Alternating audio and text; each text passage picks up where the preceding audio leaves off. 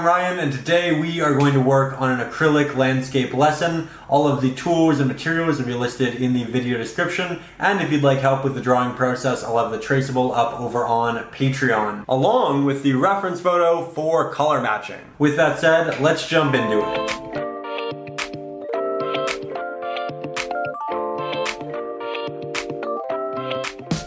We're going to begin here today by using a fairly small round pointed brush. This one is about 1/4 of an inch, and if you look on the edges you can see that they are slightly rounded, which makes for some really soft blends in the background.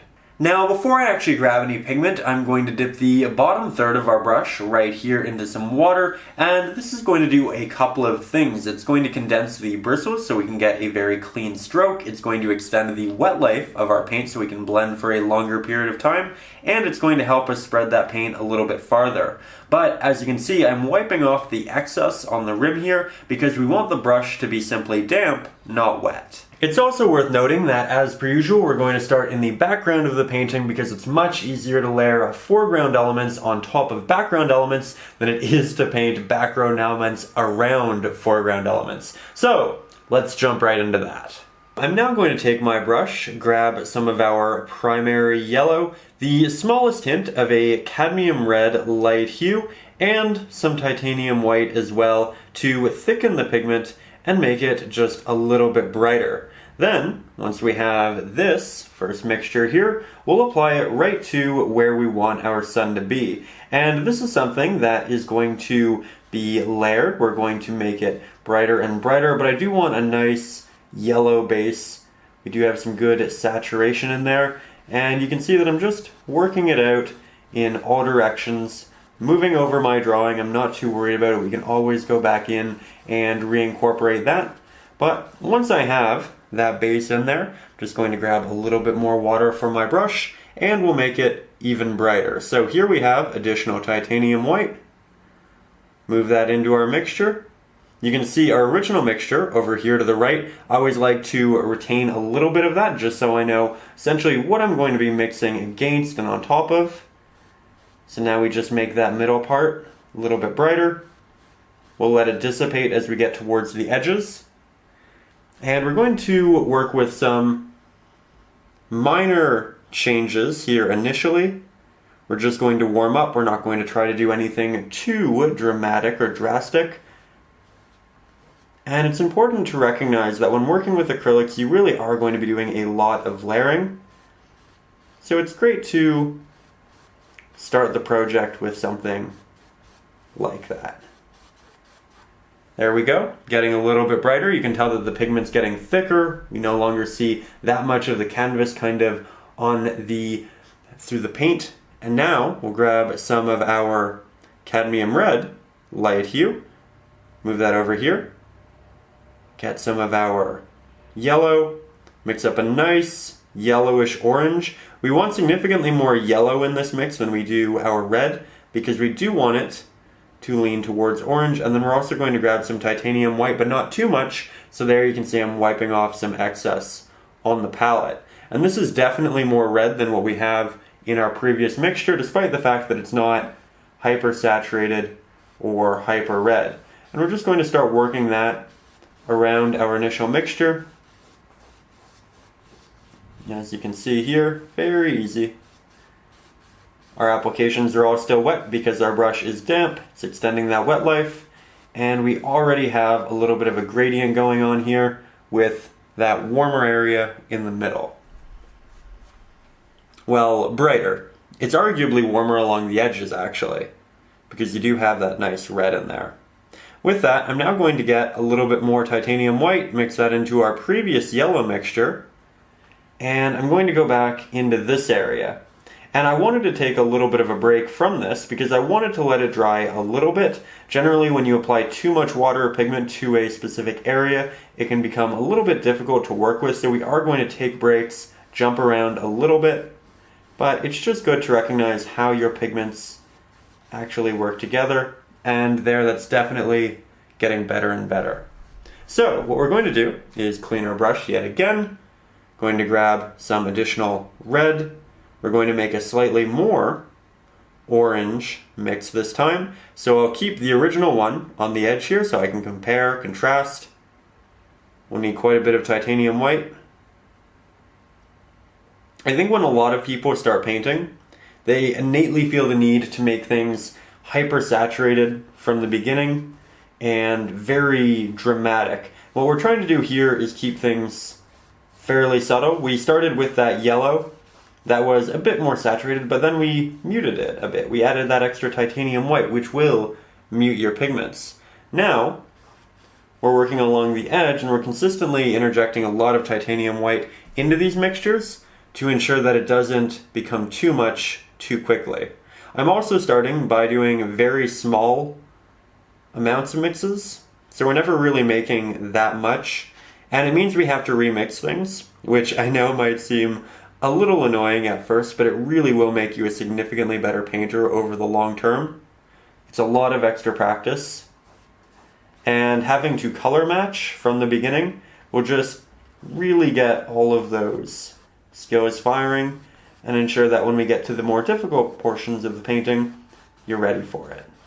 So we aren't mixing a lot of paint initially until we feel very comfortable with how we mix those specific colors. We're going to make a slightly more pink variant, I think, so I'm going to use less yellow, more titanium white, more red.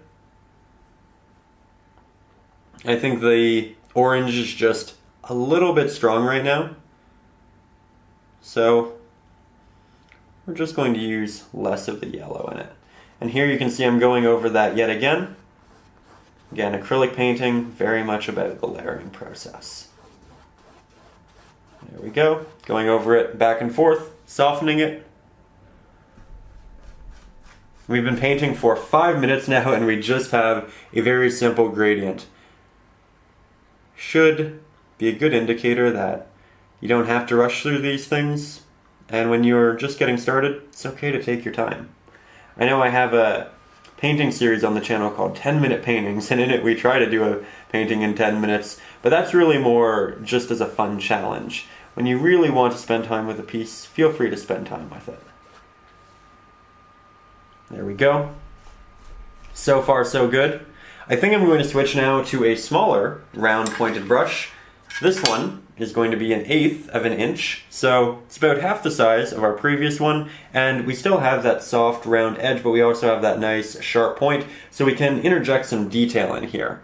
I'm going to take some of our cadmium red light hue, move that to another spot here on our palette, grab the smallest tint of Mars Black. We're going to take off a lot of that on our palette because it's just very, very strong. We'll mix that up. We'll grab a hint of titanium white, work that in, create this nice dark red. And it won't be that dark because we are still using titanium white, a little bit of yellow, all of these different pigments. But it'll be dark relative to what we have on our canvas. And then we can start painting that in. Just using the tip of our brush. Our brush is fairly watery, so a lot of this is semi-transparent, which is making it not all that stark, which is something I actually really want. I wanted it to be as dark as it could be over here, and then as you move into the middle you can see that it dissipates, it becomes more transparent, and that makes sense because you have more light to work through the cloud right there in the center. So I'll grab more of that paint, and I'll start this time on this side. I'll try to get a lot of it off, and then as I move towards the right, I'll apply less pressure with my brush, and then I'll get that very nice transparent look. So it looks like it's being just worked through by all of that light.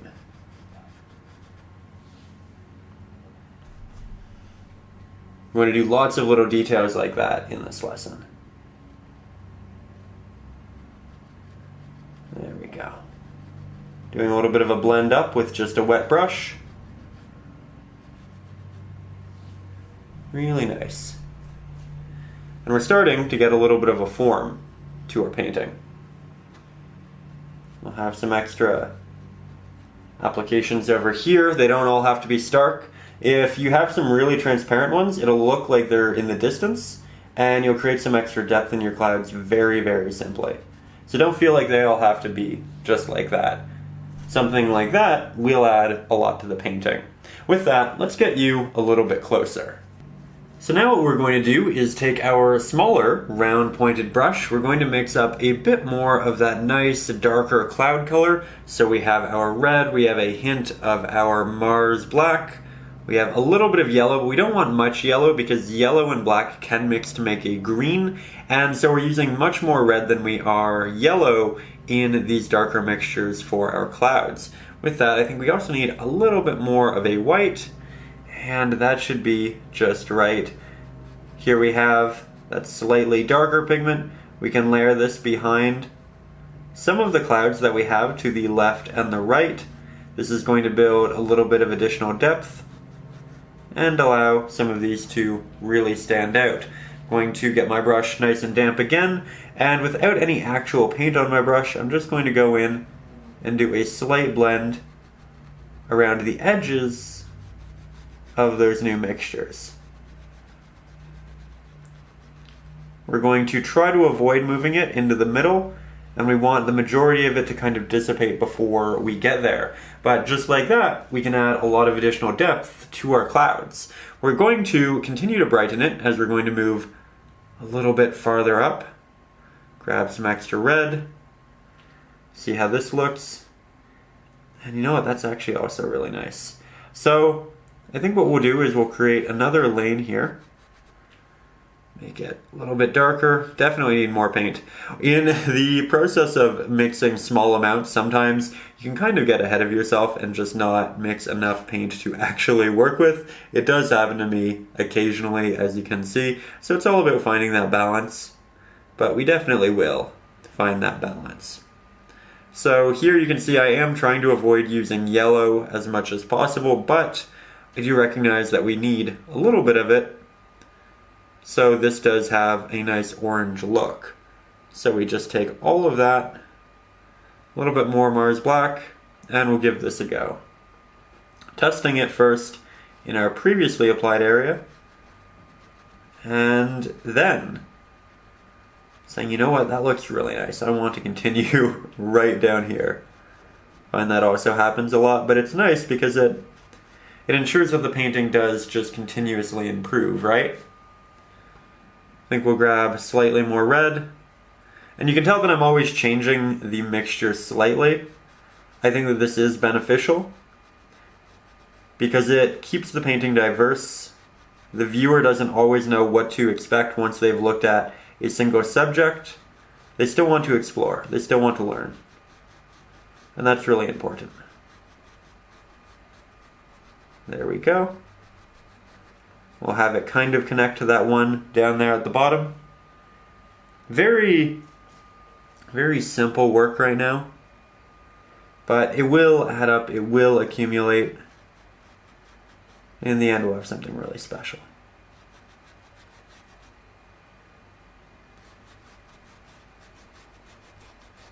There we are. Now I think what we're going to do is we're going to make things a little bit less orange. So I'm switching back to the slightly larger round pointed brush, this one right here. We're going to grab some of our red, we're going to grab some of our yellow, but not much because we want it to be more pink than orange, and quite a bit of titanium white. Just like that. Now I'm going to put my palette down for a second. I'm going to pick up my reference photo, do a little bit of a test on it. Okay, I like that a lot. Whenever I'm unsure, I like to print out my reference photo and just give it a try. Of course, you can find the reference photo up on Patreon, but it really isn't necessary. It's just kind of an added benefit. So now that I know that I like my color, just working that over some of our orange. This will go over some of our clouds. That's okay, we can reapply them. Remember, the paintings really do just get better and better the more layers we have, especially when working with acrylic. I think that's really nice. There we go. Definitely feels a little bit more natural after that last application. And I think we'll continue to soften some of these clouds a little bit by just going over them here. This isn't a process you need to do if you're already very happy with the color that you have throughout there, but I did know that I wanted to make a little bit of a change. So there we go. I'll also now go for more of a yellow mixture, do another layer right in the middle.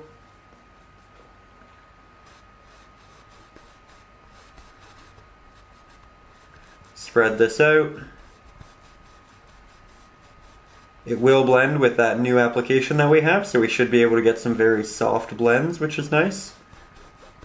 And you can see how those clouds are now just kind of disappearing in the background.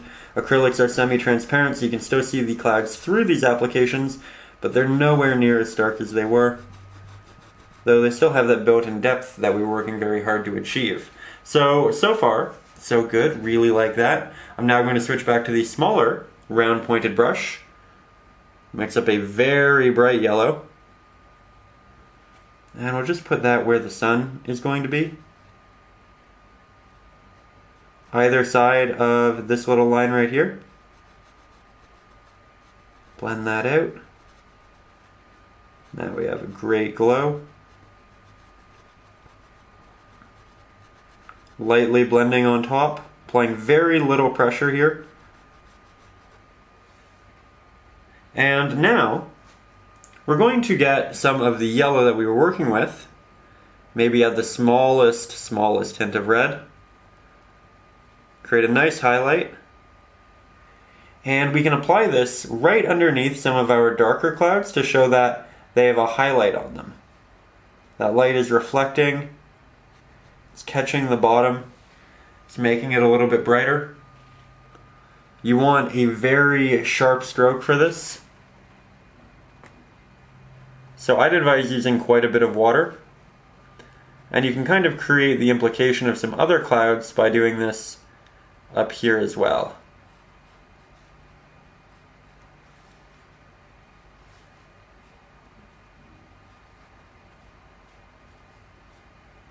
And if you go to over any of your previously applied clouds, you can always just repaint them in. Really isn't an issue. We're just trying to build a lot of detail in this area because this is where our sun is going to be. And it's where the eye is going to be directed to because the eye innately goes to the brightest point of any piece. Now I think we'll grab a bit more of our pink. Do a bit of a blend into this. Just make it feel very cohesive. So far so good. So now we're going to get a bit more wide and we're going to go back to the larger round pointed brush. We're now going to start moving up in our sky and make something just a little bit darker, but still in that pink range. So I'm going to use some of our cadmium red, light hue, some of our titanium white, mix up a nice peachish pink, and then we'll add the smallest hint of Mars black. This will desaturate it a little bit, but it'll also start diversifying our color in a different way. Now, we'll apply that right above, and this has already started to dry. So I'm going to do what's called a wet into dry blend, and that's where you essentially take a wet pigment and you move it on top of a dry pigment very softly, allowing it to dissipate, become semi-transparent, and visually blend with that previous application.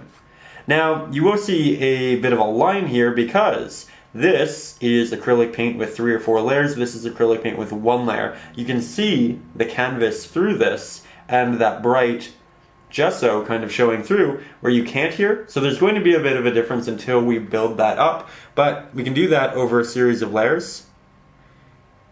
And if you want to do it a bit more quickly, just use less water on your brush. I apparently started the morning with a little bit too much coffee. And it's definitely making talking a little bit more difficult than it should be. So I apologize for that. Hopefully it just adds a little bit of a comical element to the lesson.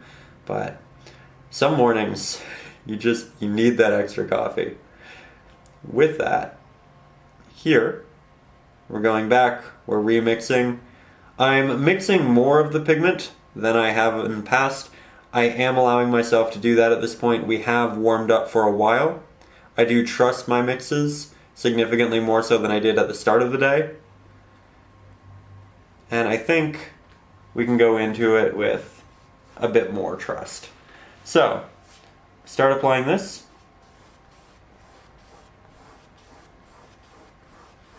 Getting that full top, and then very softly working my way down, horizontal strokes, very soft, making that blend, making it feel fairly natural. And we can come back later with the colors that we have here and work them up into this as well.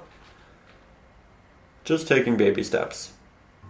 So, as you can see, I did go ahead and start painting a cloud right here, but then I thought about the layering process and I said, you know what? We're actually going to have all of this sky behind it, so we should probably paint that in a little bit later. One of those things you should always keep in the back of your head, how you're going to layer the painting, and do so most efficiently. With that said, we are now going to head up into the top area, and I'm going to do so with this 1-inch flat-headed brush. I'm using it because it can cover a lot of surface area, and because it does have this nice sharp edge to cut around edges if we'd like to. With that said, I'm going to make sure it's nice and damp.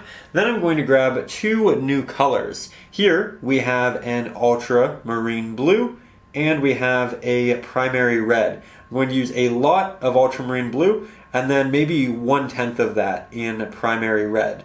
Then we'll grab some of our Mars black as well, right there. Make it a little bit darker. We'll desaturate it by also working in some titanium white. That white and black will turn it into more of a gray. And now I'll test that on my reference photo. Looking good. And we can start applying that to the top of the canvas right here. Now, much like everything else, we are going to have to do a lot of layers, and it's a very large surface area to cover, so I'm going to mix more than a little bit of paint.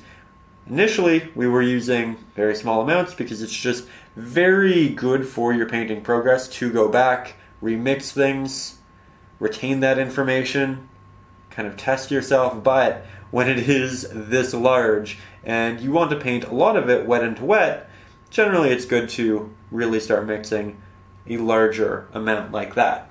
So, we mixed all of that paint. We're heading back up to the top. And we're going for it. Here I'm going over all of it very softly just to ensure that it's nice and consistent. We'll add a little bit more titanium white, and every time we move down, we'll use a little bit more titanium white and eventually a little bit more of our primary red. We're using primary red instead of our cadmium red light hue because cadmium red light hue has more yellow in it naturally, so it creates a bit more of an orange with white, and when you mix it with blue, because it has the yellow, you get something that's a bit more earthy. But this color right here, this primary, it's going to instead give you something that's a bit more purple, which is what we want. It's a bit more color diversity. With that, mix up that pigment, and here you can see our mixes aren't exactly the same. This one is a little bit more gray, but I'm going to blend it out into everything else, and that's going to make it look a lot more consistent. Now I'm grabbing more water, getting more paint, hint of red, a little bit of black, a little bit of white. Not much white. We still want it to be a fairly dark blue. Fairly dark it is. Here you can see I'm blending up into the previous applications. That way, again, if our mix does differ from application to application, we don't have a streak, a streak, a streak, and a streak. It's all very cohesive.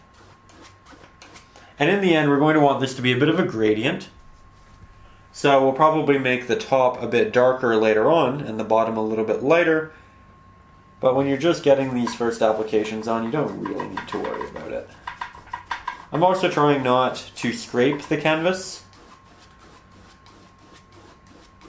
trying to use what paint I have, and if I just don't have enough to move as much as I'd like, I go back to my palette and I grab more for the most part. The more you scrape on the canvas, the more thin layers you create, and it just generally doesn't have a great aesthetic. It means you'll have to go back and do additional layers when you might not have to.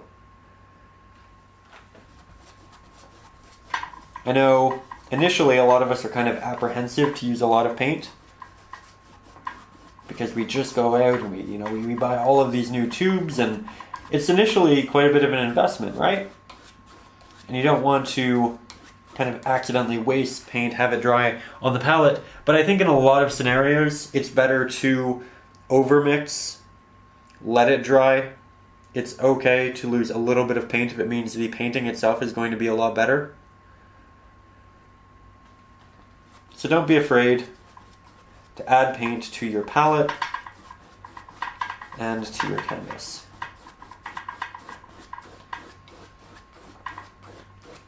We're now getting much farther down after about 5 minutes of painting blue, and we're going to now just take some titanium white and some primary red, add that in here, not cadmium red light hue.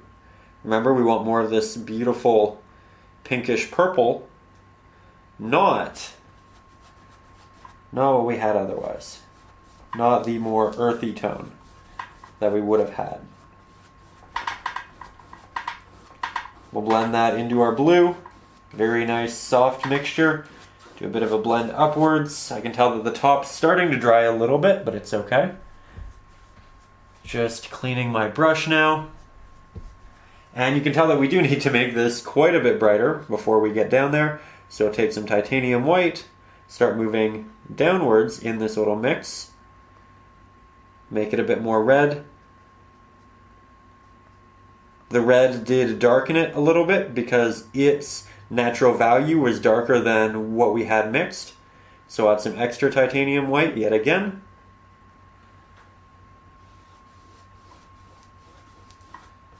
Work that in here. You can see that we have a very hard line between our pink and our orange. It's okay. It's something we can work with and around.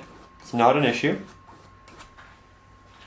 But we're starting to get somewhere. We're starting to cover the canvas with paint, which is a very necessary step. So I like that. Going to switch to the round pointed brush, the larger one. This one again is about 1/4 of an inch, where the smaller one is about 1/8 of an inch.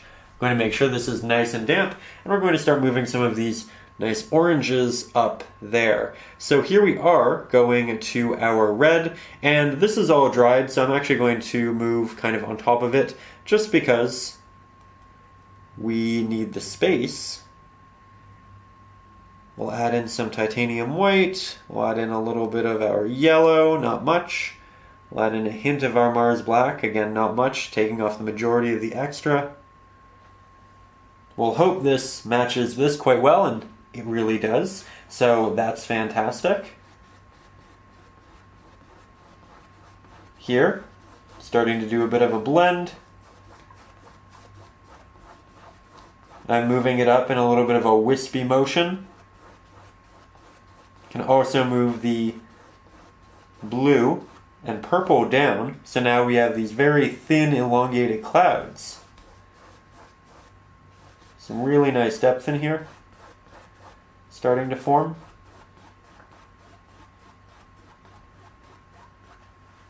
There we go. You can see just how quick and efficient that was. And then you can go back in with some highlights, further define some of these clouds. Again, I'm trying to make them a bit more wispy over here. So it's moving in that direction, but it's very, very subtle. We're blending into wet paint, and if your paint is already dried, you can just use a very wet brush to do something very similar here. Now when we look up close here at the sky, you can really see a lot of the tooth of the canvas showing through. That's just because the paint itself wasn't that thick, and we will have to go in and do a second layer. So rather than me spending another 5 minutes essentially painting this almost a flat blue with just a little bit of a darker top, I'm going to go ahead and do this myself, and then we'll jump into the next part of the process together. So, as you can see, the background of the sky is now complete, so we can get you a lot closer and start working on the cloud right here to the left. It's going to have a lot of details, it's going to have a lot of highlights, and it's really going to bring the sky as a whole together and just make it really captivating. So, let's jump into that. So, now we're going to take our 1-inch flat-headed brush and start working into this cloud right here. I'm going to begin with some of our ultramarine blue, some of our primary red, mix up a nice dark base purplish blue, something relatively close to what we have in the sky actually, and this is what we'll use for our base layer. We will be building some really nice highlights on it, things that look quite similar to what we have down here, and even some brighter values as well, but we want to start with something that's going to make sense within this space. And this nice bluish purple is definitely going to get us there. That said, as soon as we're done this, we're not going to hop into our highlights because they'll essentially just blend with a lot of very dark, thick pigment and we won't get the new colors we actually want. So what we're going to do is we're going to apply this, we're going to let it dry, and then from there, we'll head back in with the highlights. Here you can see I'm changing the color a couple of times, making it relatively dark. I don't want it much darker than the sky itself, but a little bit. So here we'll grab more white.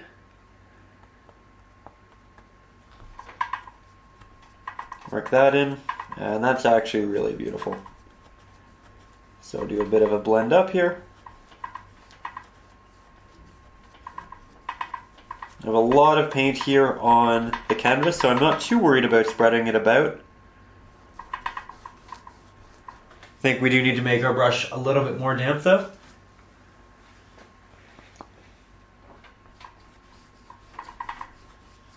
So there we go. I'm going to do a slight blend into the sky, very soft, using minimal pressure there. You can see that there's almost no line. The color is slightly different, but it makes it look like the cloud is just kind of fading off into the top there, which is really nice, subtle.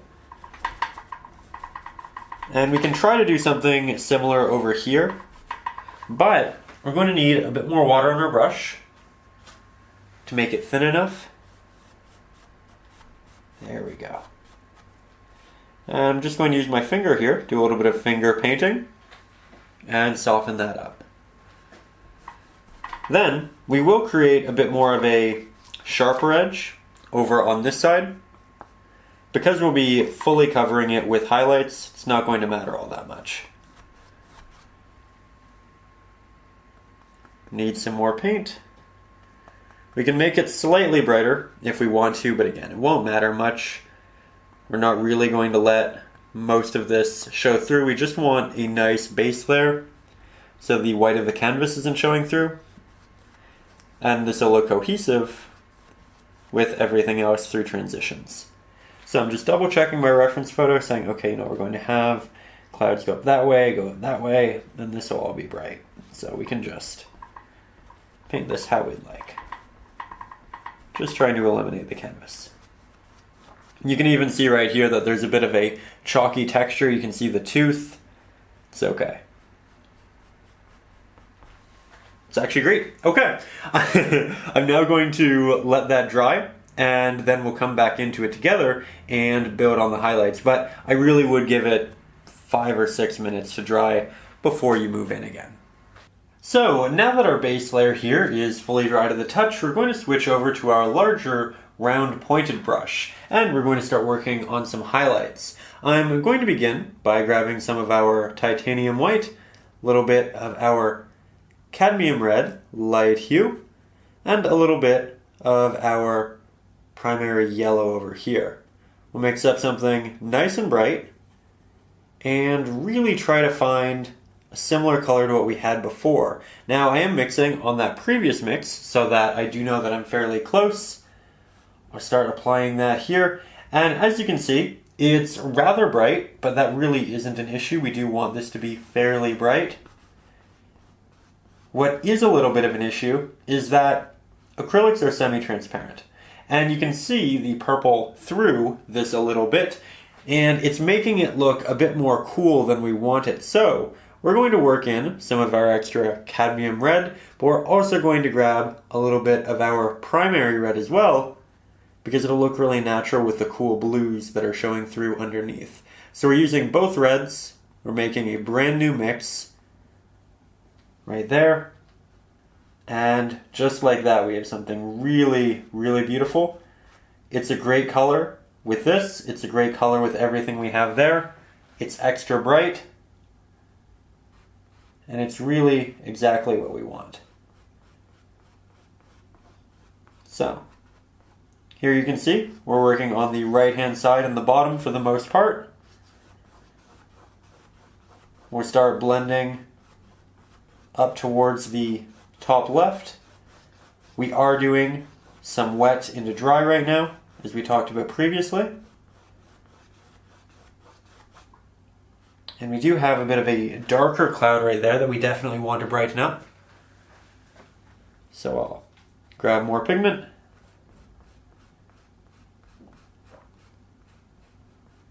Here you can see I'm going over areas multiple times to really build up those highlights. You're going to want to do quite a number of layers. And every time you do, you want to slowly blend it back into this area. There we go. You can see that it is quite thin, that there are areas that are showing through, so you can see that brush stroke. It's kind of nice because it adds movement and dimension, but it's also not necessarily the same soft aesthetic that we've kind of pre-established in the rest of our painting. So it's something you might want to play with. You can either interject it in other areas, or you can smooth it out through additional layers moving forward. Really up to you and how you want to go about it. With that, here I'm mixing a bit more of the pigment. And right up here we have some light that's catching the cloud. It's kind of dissipating as it moves back. Here we have a darker area of the cloud that kind of moves over it. It's really interesting. We'll have a little cloud there with some light. This is the wonderful thing about the small round pointed brush, or rather the medium-sized round pointed brush. It does have that sharp tip, so you can apply these really minute little applications. I'm going to stray a little bit from my reference photo, but I'm going to continuously look at it, take the ideas I really like. So here we're just working in little highlights that we'll have to go over a couple of times.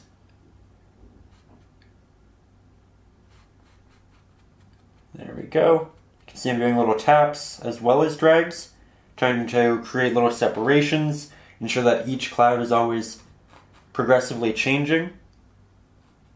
You want to keep it interesting. Again, you don't want the viewer to look at one cloud and say, okay, I understand all of these, and I can just move on. In nature, generally these things are very different. They have lots of little pieces, and we're trying to recreate that in this. Here you can see I'm also going over these areas, and when I go over them they become a lot brighter, because now underneath you don't see this very dark base layer, you see the newly applied beautiful highlighted layer. It's important to consider. Here I'm moving some of this color out into these clouds, that way it's nice and cohesive. Just like that.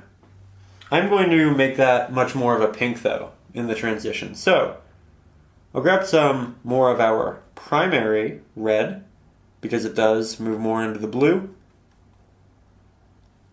We'll make a bit of a pinkish orange for the highlights. and we will soon transition into the darker pigments as well. There we go. Now we'll grab that. I'm going to mix it in my blues and purples because it will be a bit darker. Grab some Mars Black. Titanium White. And we'll give that a go. It's a really nice color. It seems to be blending well. We'll keep trying it. We're going to, of course, also test it on a reference photo, see how close it is. Lots of option for just figuring things out.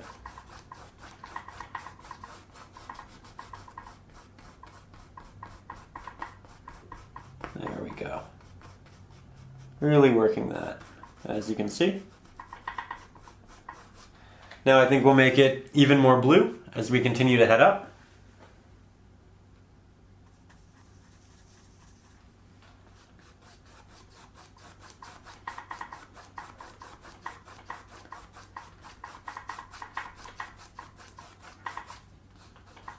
Do a little bit of a blend with our finger, make sure it's nice and soft. Be careful with how much pressure you apply with your finger though, because generally our fingers do have some natural oils on them, and when you apply a lot of pressure with them, you can kind of move out the paint and create an area of oil that the pigment just kind of can't latch onto. So you really want to be careful with that sort of scenario, but it turned out to work out really well right there. So I'm very happy with that. I am going to create more of our highlights using both of our reds and our yellow.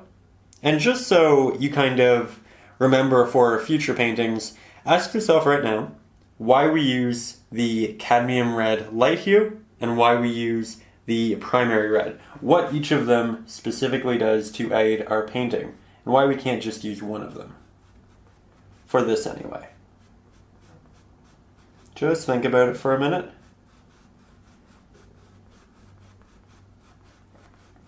For those of you who may have forgotten, which is entirely fair, I do repeat things in this lesson because I know I personally like to learn through repetition. I like things being said and explained multiple times. So, if you did forget, we're essentially using this because it's a nice warm red, great for the sunset. We're using this because it's a cool, great for a transition from a cool sky.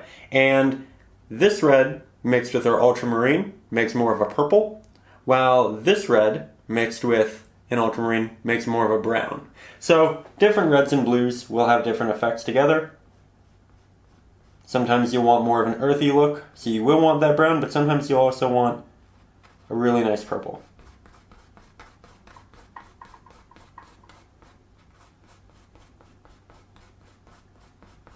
Really like how this is progressing.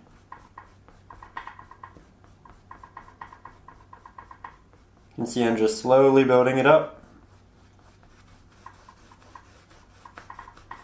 Softening my edge and blend a little bit. There we go. Yeah, that looks really nice. I do think we need to move more of these colors out into the rest though. So let's just do a little bit of that. Make sure that it's nice and cohesive. A little bit of red, yellow, other red.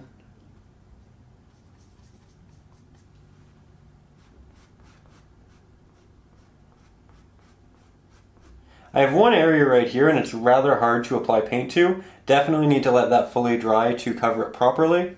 Recognize that you will have areas like that and it is okay. Just need to be patient with them. Go over them a couple extra times.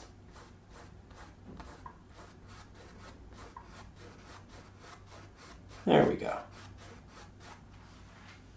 Like that a lot. Let's get you a lot closer. We'll work on the detailed areas up here, and then we'll come back to fixing that up after. So here we are, significantly closer. We are switching to our smaller round pointed brush. This one again is about 1/8 of an inch rather than 1/4. And I'm going to mix up a very similar color to what we've been using for the highlights. So I'm using both reds, yellow, and a lot of titanium white for this. Just like that, we have a nice pigment, and we're going to want to apply a very small amount of pressure when applying these right here, because we're essentially creating the smallest, most heavily detailed clouds. And the more pressure you apply with your brush, the more your bristles will expand, and the larger your strokes will become. So if you ever want to make a very finite stroke or application, apply as little pressure as you possibly can, and you're going to get the cleanest looking strokes. You're going to have the most control. Generally, we'll need to make our brush a little bit damp to really get that process going. Here you can see this all looks quite bright. I think I might make it slightly darker. So we'll get some extra red, we'll get some extra other red, a little bit of extra yellow. You can play with it though. Find out how bright or dark you want it to be. It'll probably be dependent on your other clouds.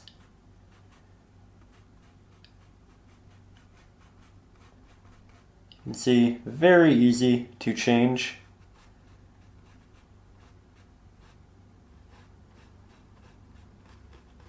Really nice.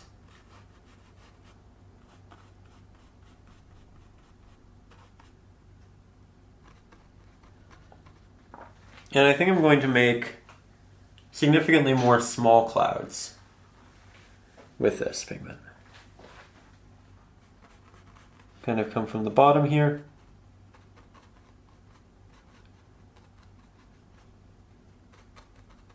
You can see that they're all kind of working their way out of this one larger cloud. There are some strands, but there are also some strays. Then you can create other elongated clouds in there as well. And this is where we really create our detail. We start to reshape things. These are areas I do need to cover up again. Remember, we're just waiting for those to dry fully to have a bit more control there. And again, this is where you can take some artistic liberties. Don't have to follow the drawing or reference photo. They're there to kind of aid you and ensure it stays natural. But you can interject pieces of yourself, your ideas. Let's kind of have it come off here. Go over there, and you can see the difference between a thin application and a thick application, just in terms of its color. It's rather interesting.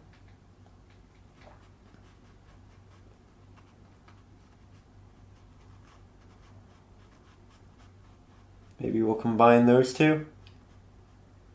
And here you can see the difference between multiple layers and a single layer. Very transparent, not transparent. Rather interesting as well. Here I'm just working some of these out. That's a neat little movement.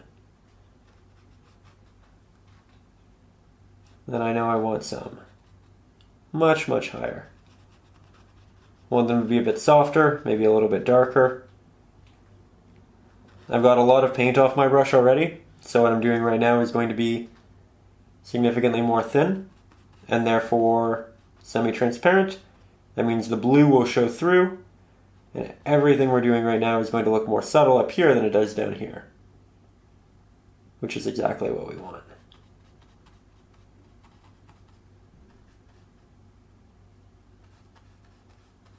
Just copying the reference photo here. And generally we use reference photos to give us additional ideas, to show us how things actually are. Generally when we're just using our imagination, we kind of simplify things in our heads. We say, okay, you know what, this looks like this from experience, but we don't really ever take in all of the detail and all of the intricacies. So that's kind of when you end up with a cartoony aesthetic, when it's kind of entirely built on our own memories of kind of what we've seen, but working it kind of in conjunction, it's turning out quite nice. There we go. I think I'm probably going to spend another 5-6 minutes just kind of touching this up, but after that we will continue working on some different types of clouds together. So I spent a little bit of extra time just going ahead, adding details, doing some soft blends, and really just bringing it to where it is at this point. But we have all of these beautiful, subtle background clouds. We have this one that's more so in the mid-ground. It's not really that close to us. We're going to start working on some clouds that are a bit closer to us, ones that are farther away from the sun and therefore much darker. This is going to give us another layer of depth in the sky and really help kind of bring us forward in the painting. So with that, I'm going to start here with some of my Ultramarine blue. Going to grab some of our primary red. We're going to mix up a nice dark purple here. We'll also grab some titanium white because we don't want it to be too dark. And we don't want it to be too saturated. And then once we have something we are very happy with, we're going to paint in some clouds right on top of our previously established areas. And you're going to want to make sure that your brush is fairly damp through this process. That way you do get some very clean applications with nice soft edges. And you know what? I think I might actually switch brushes to one that's a little bit smaller. Give me slightly more control. So here, same type of brush, but tiny. And that is exactly what I wanted. Now, because we have such a dramatic contrast between this pigment and what we have in the background, it's going to look a lot closer. It's going to really stand out. It's going to create that depth. Here I'm trying to make clouds that are consistently different. I'm essentially just matching the reference photo right now, actually. Just kind of looking where they are. Again, you don't have to do that. You can use your imagination. You can, just ensure that you're consistently doing things differently. That way we don't accidentally create unrealistic pattern. But here I'm just working in another one. You can tell that they're also at different heights. So we're trying to make our clouds consistently different, but we're also trying to change their placement, both horizontally and vertically, as we continue. And I'm starting by giving them these nice thick middle areas, and then I'll go back and I'll do a little bit of a blend around the edges, make them a bit softer. I think I want another one over here. Yeah. That looks nice. And I think we'll make this one a bit larger.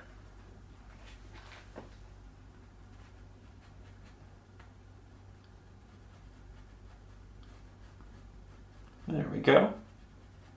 Now I'm going over the edges, using my brush with a circular stroke, just kind of moving around like that.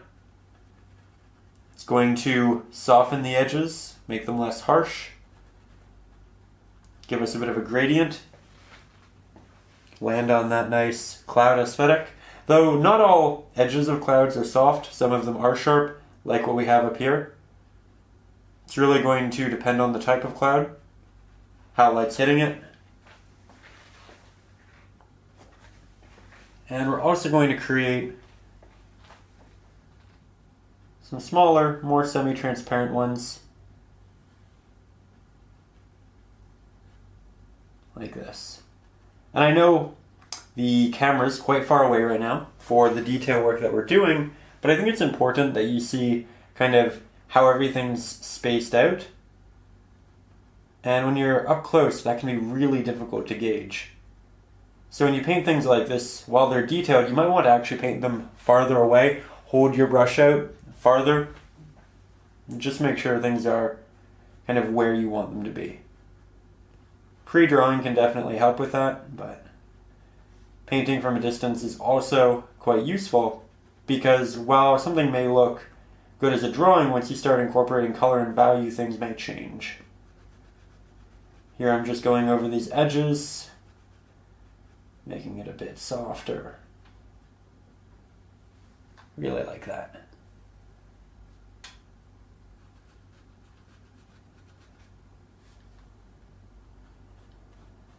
There we go. So, I like that a lot. I'm very happy. I'm going to switch now to my 1-inch large flat-headed brush. Again, because it can carry a lot of paint and because it has a nice sharp edge. So when we want to do something like a horizon line, we can do that with a lot of efficiency. I'm going to take my Mars Black. I'm going to take some of my Ultramarine blue, a little bit of our red, and we're going to paint some mountains. And I know it might seem strange. You're painting your distant land, these hills, these mountains with purple, blue, red. And the answer is yes, because there's a lot of reflective light in the atmosphere, and that's going to heavily dictate the color of the subjects, especially in the distance. The farther away something is, the less you see its innate coloring, and the more so you see a combination of its innate coloring and the light, the atmosphere, all of those reflective colors. So, here, that's what we're using. Now I am going to have to paint water right down here, so I'll probably go over this a little bit. So I'm not too worried about the bottom line work, but I do want the top line work to be very sharp. I want to have a lot of control. My brush is fairly damp right now, and that's allowing me to render these very sharp applications. Remember, the water on your brush is going to condense the bristles, so you don't have strays kind of hindering what would be very clean applications. I'm also using the corner of my brush to get some of those detailed areas that would have been very difficult using the full side. I'm trying to make the edges constantly progress. It's not one straight line, it's a little divot here, it's a little raise there. There's a lot happening.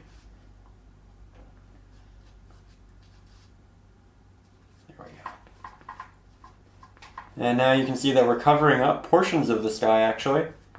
And that's why we paint the sky first, because we knew we were going to do this, and rather than having to paint all of these beautiful, difficult, ever-changing colors around this sharp edge, it's much easier to just paint the sharp edge on top of all of those colors once they're established. Hope that makes sense. With that, here we go, mixing more of our pigment. We'll establish our bottom line here, and then we'll just start to fill in. Do have quite a bit of paint, though I can tell that because I'm using a lot of water, my layers are a little bit thin, and I'll definitely need to go back over this again and just make it nice and thick. That way you don't see any of the canvas showing through, and everything looks well applied. Generally, that's a good indicator of if someone's been painting for a long time.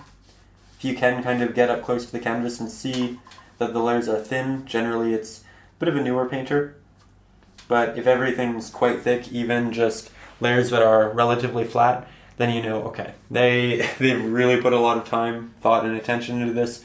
They've gone back, they've done their due diligence. They are here to make something very, very special. So, just a friendly reminder, apply a couple of layers if you do find it's thin at all, if you can see any color just showing through, or the canvas itself. There we go. Again, this brush is just so useful in these scenarios. It's wonderful. There we are. Beautiful.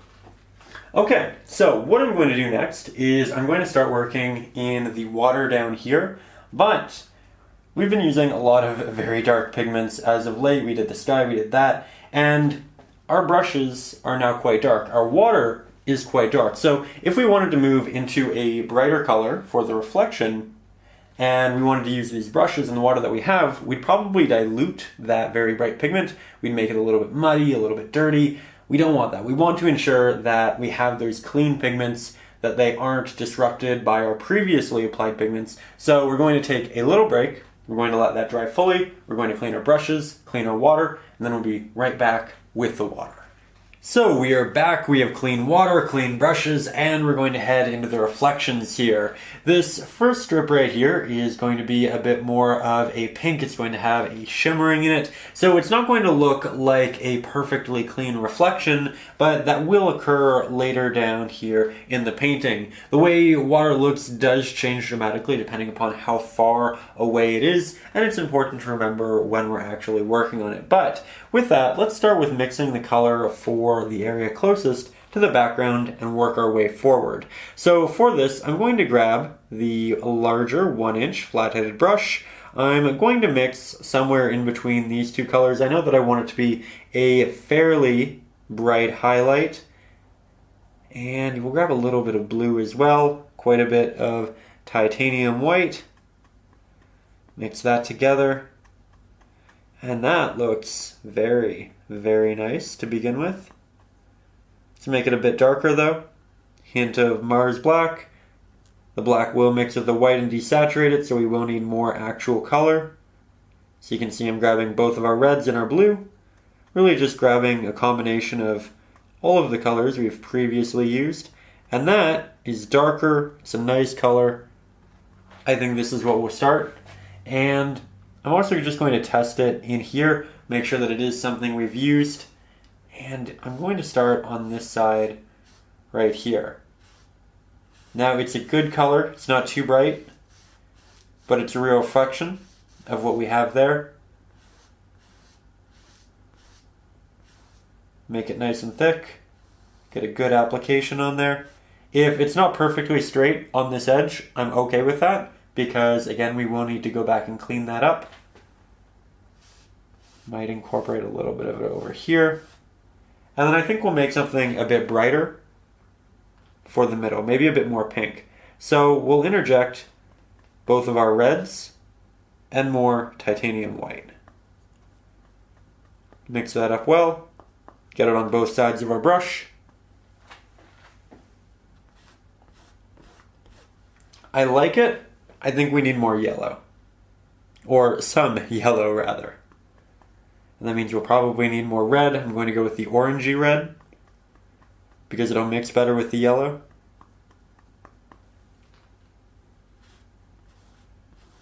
There we go. Bit more of a heat to it. Very nice. We'll add in the reflection of this after and just worry about our base now. There we go. Don't want to keep moving it out too much, otherwise we'll thin it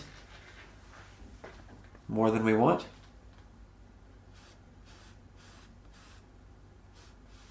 Again, not too worried about that edge initially. Doing a second layer, making sure it's nice and thick. Getting more water from my brush. And we're also going to have a bit of a darker purple version. So I'll mix that a bit higher. Don't need that much Mars black. Maybe we do need a little bit more. Remember, don't go with the first color you mix. Keep having fun with it. I think these two look quite nice together.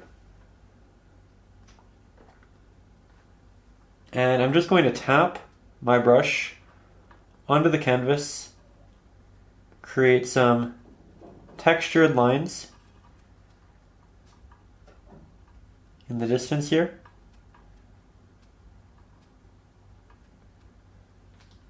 So make it much more interesting.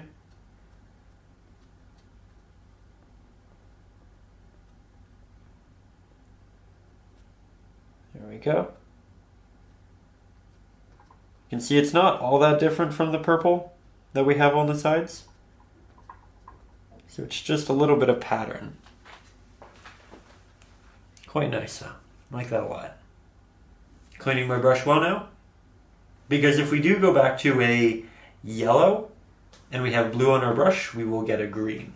So you want to make sure if you're jumping back and forth between this and this, that you are ensuring that your brush is what it needs to be. Now, I'm going to get a bit of a brighter color for this area right here. So I'm going to work off that. I'm going to add more yellow, more red, more white. That's quite bright. I'll add more orange. You can see I'm not adding too much orange at any point. Really going back and grabbing it slowly.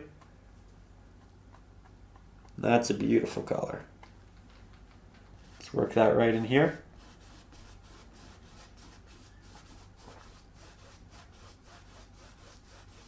Let's do a little bit of a blend into what we were previously working on.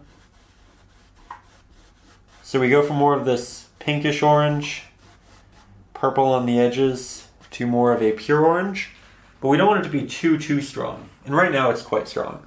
So we're going to add some red, both kinds, some extra titanium white to make up for the fact that we did darken it with both of those reds, because both of those reds were darker than the pigment we previously mixed. And you know what? I'm going to go over my boat. I'll just redraw it in after. Not a big deal.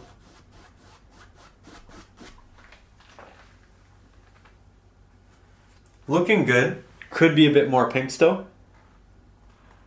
More white. More of each red. Slowly moving away from the yellow, but you will be able to see the yellow through a lot of this, which will make it interesting. Here we'll use a bit of blue because we're now moving away from the yellow. A little bit of Mars black, not much, taking off the majority. Now we're going to blend it very well, and we'll work that into our mixture. And you can see that I'm continuously able to go back and work through it, and that's just because our brush is fairly damp and it keeps the paint wet for a much longer period of time. Every time I kind of take a break and move away, I'm just grabbing more paint. Rather, more water for my paint. Here, just moving out more of that reflection.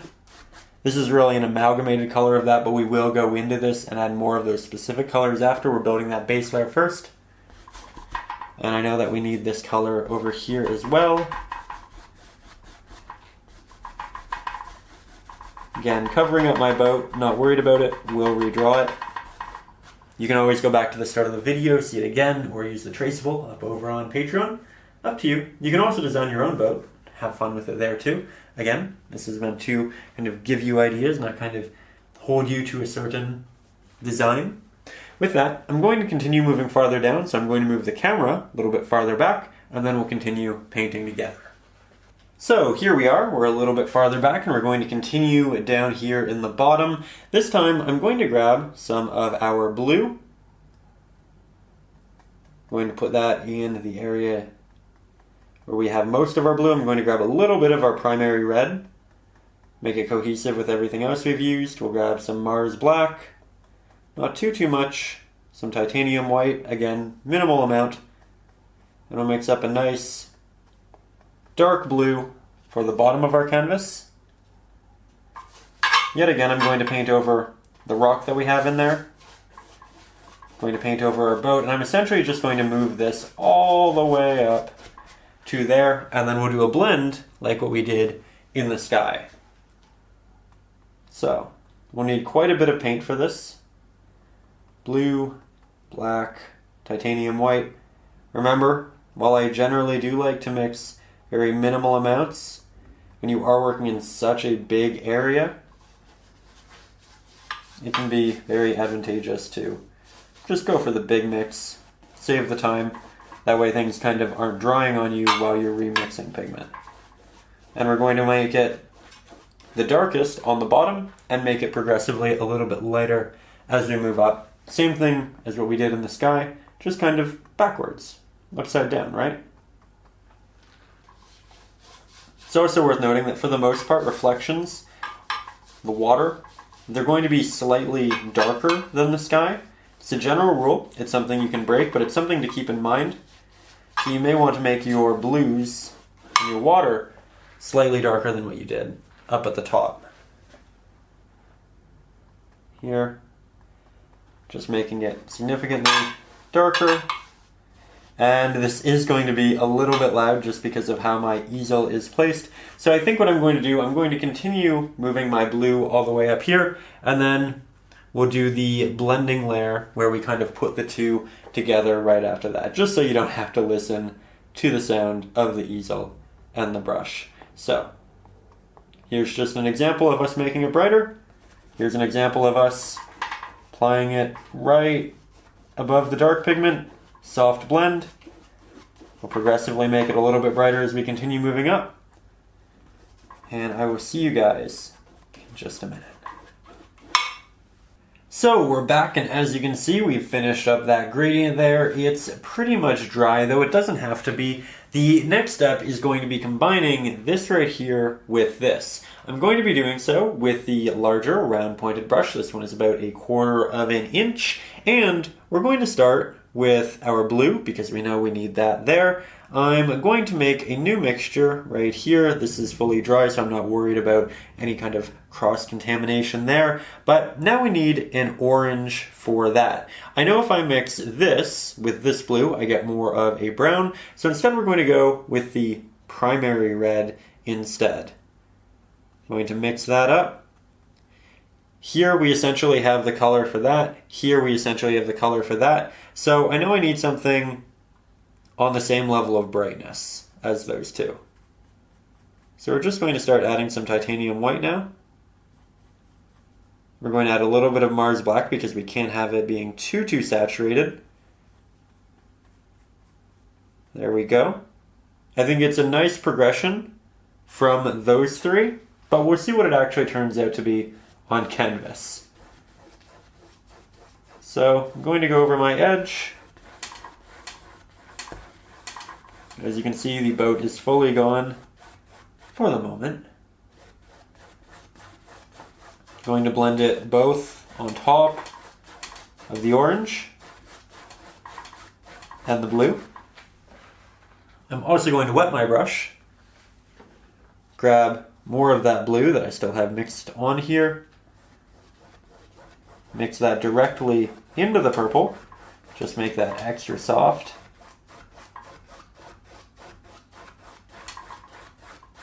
Very good. Now we'll continue mixing up into here. I think we'll need to make it slightly more red this time. So use more red in the mixture. Lots of titanium white. I think we'll start incorporating a little bit of the orangey red.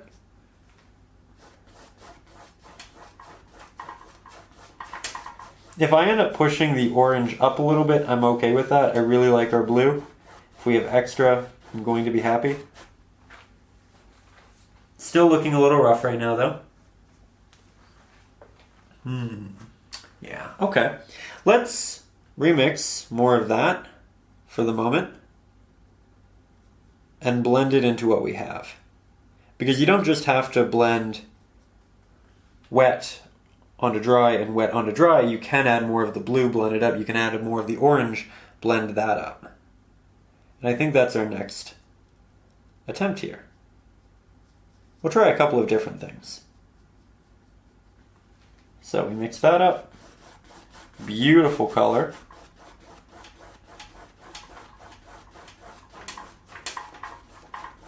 And guess what? It is mixing well. Looks natural. We have a good progression going on. That area is a little bit choppy still, just because we don't have enough actual pigment on it. But we're definitely moving this in the right direction. That said, I think we can make it a little bit brighter. That was a little bit more than a little bit. Let's add our cadmium red, a little bit of our primary red. I do try to show you when I don't know, kind of mess up, when I make improper decisions. just to show you that even if you have 10 years of experience, 15 years of experience, it's still going to happen once in a while. It's okay. We can work through it. We can make changes. And it does happen to all of us. So don't get discouraged. Remember that this is meant to be a representation of all of those bright clouds. So if we do have a little bit of an edge, that's not a bad thing per se. We do want it to look fairly soft, but it doesn't have to be a perfect gradient from orange into blue, because we're painting the reflection of a cloud, not the reflection of the actual sky changing color. If that makes any sense. There we go.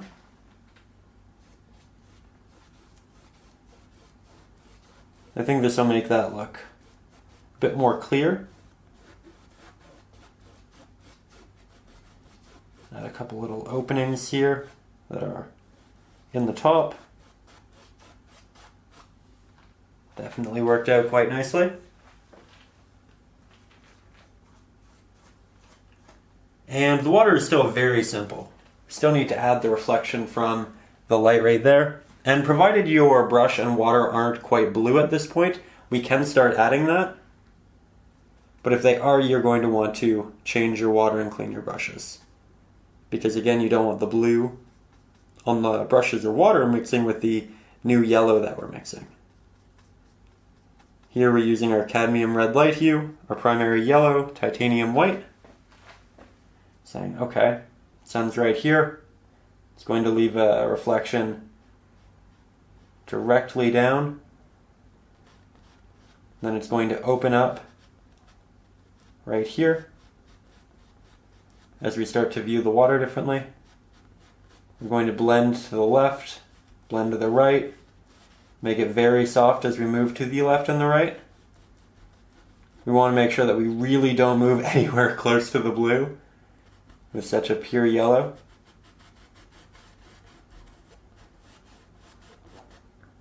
Good. We'll make this a bit wider as we get farther down. So far, so good. Okay, now I'm cleaning my brush. I'm grabbing my smaller brush, again, round pointed. More titanium white.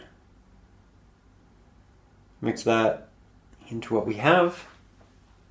Going to go directly in the middle of that application. And then I'll start blending to the sides. There we go. Just letting it dissipate. Making it really soft. Building that gradient. Reapplying more highlight to the middle.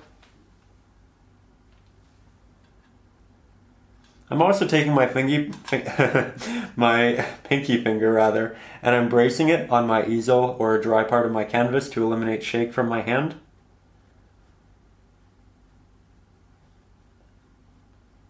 It might be a little bit cold in your room. You might have had a little bit too much coffee. It can be useful for a number of reasons. But there we go. We have a little bit of a highlight going on. I like that a lot. And I think what I'm going to do, I'm going to switch back to my larger round pointed brush, make sure that I don't have any colors on it, cleaning it very well right now, just in my water dish. And I'm going to go back and I'm going to change this color to be a little bit different from what we have there, perhaps a little bit darker. We'll use some red. We use some red. We use a little bit of titanium white. This is going to make it very bright. But then we'll grab some Mars black and we'll make it dark. Maybe not that dark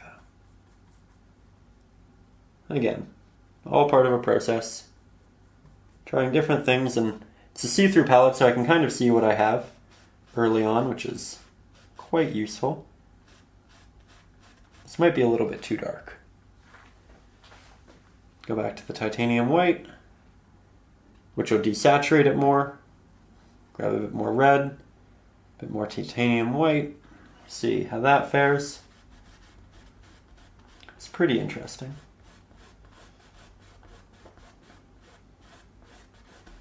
Yeah, I like that a lot. That was the right choice.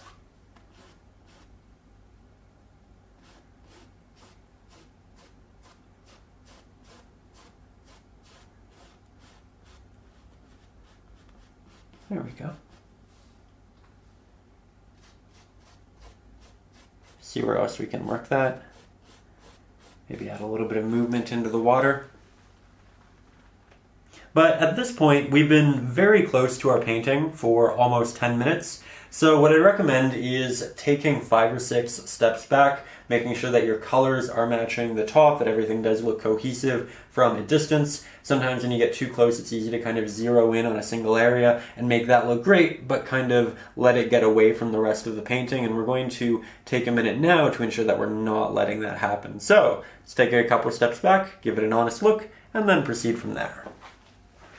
So as we step back here, I look at it and I say, you know what? We still have a lot to do. We definitely need to work through this area. We have to reincorporate our boat, our rock. I do want to change a couple of the colors in there, but for the most part, I'm very happy with it. I feel like it's a good kind of loose representation of what's happening in the sky. When you work on reflections, you can either go for a very glassy look where it is detail for detail exactly what you see, or you could go with something that's a bit more of a softer mix. I'm definitely opting for the softer mix here because I do feel like there's a lot of detail right up in the sky. I feel like there's going to be a lot of detail in our boat, and I'm going to loosen up what I see in the reference photo a little bit, take some artistic liberties. That's really just when you see something, you recognize what it is and what it's supposed to be, but you change it for an aesthetic reasoning or for a thematic reasoning, and that's what we're doing here. We're going to make it a little bit more soft, a little bit more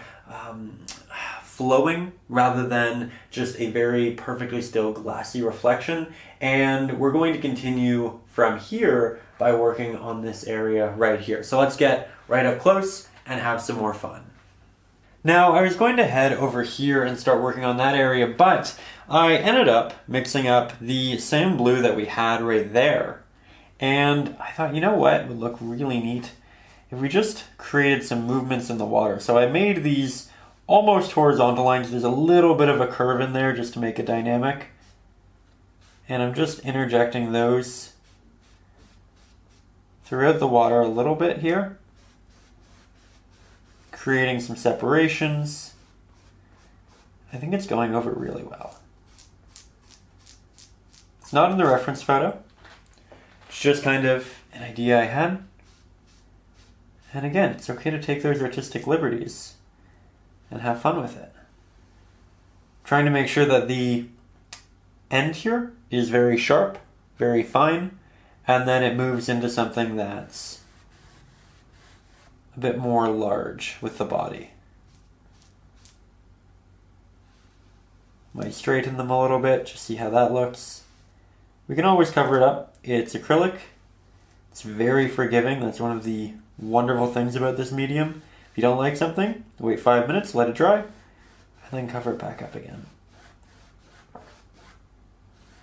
These are generally the things I accidentally do off camera. I just kind of start playing with it, having fun, doing different things, and then it's, oh, you know what, I should really be recording this. So, this time, I actually remembered to turn on the camera and get this on there. Definitely adding some neat detail.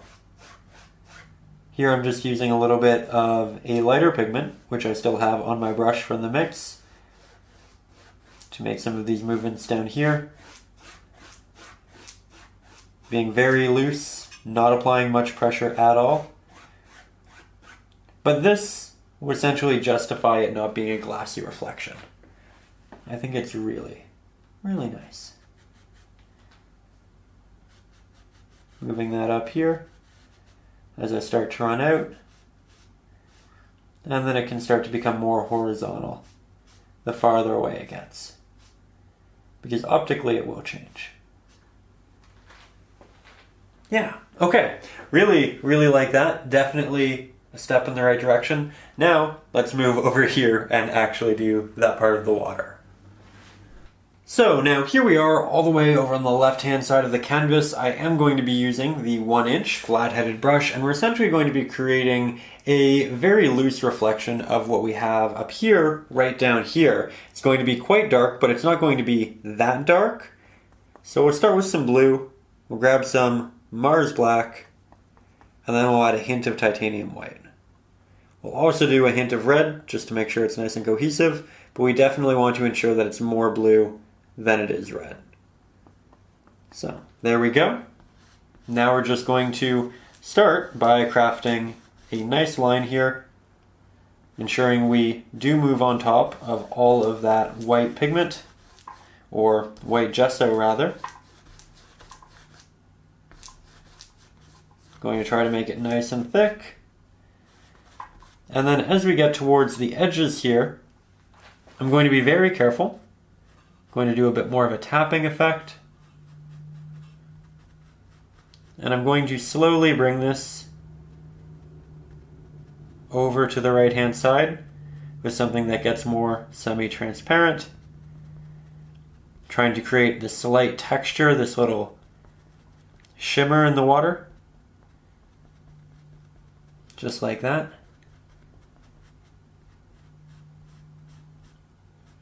Around the base here we can have it more connected, but then as we get higher, or rather lower on the canvas, it really dissipates.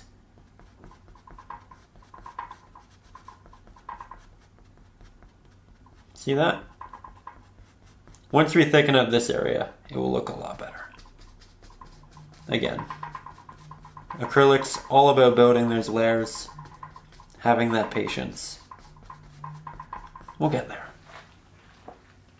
So I'm going to make sure my brush is nice and damp, get some additional Mars black, grab some extra ultramarine blue, titanium white,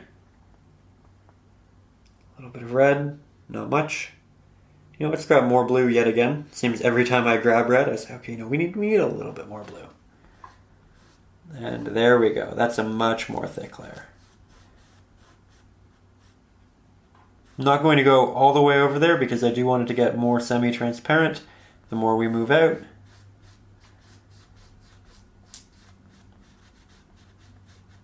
There we go. Starting to run out of paint, so now I can move over to that right hand side. I can do that little tapping effect.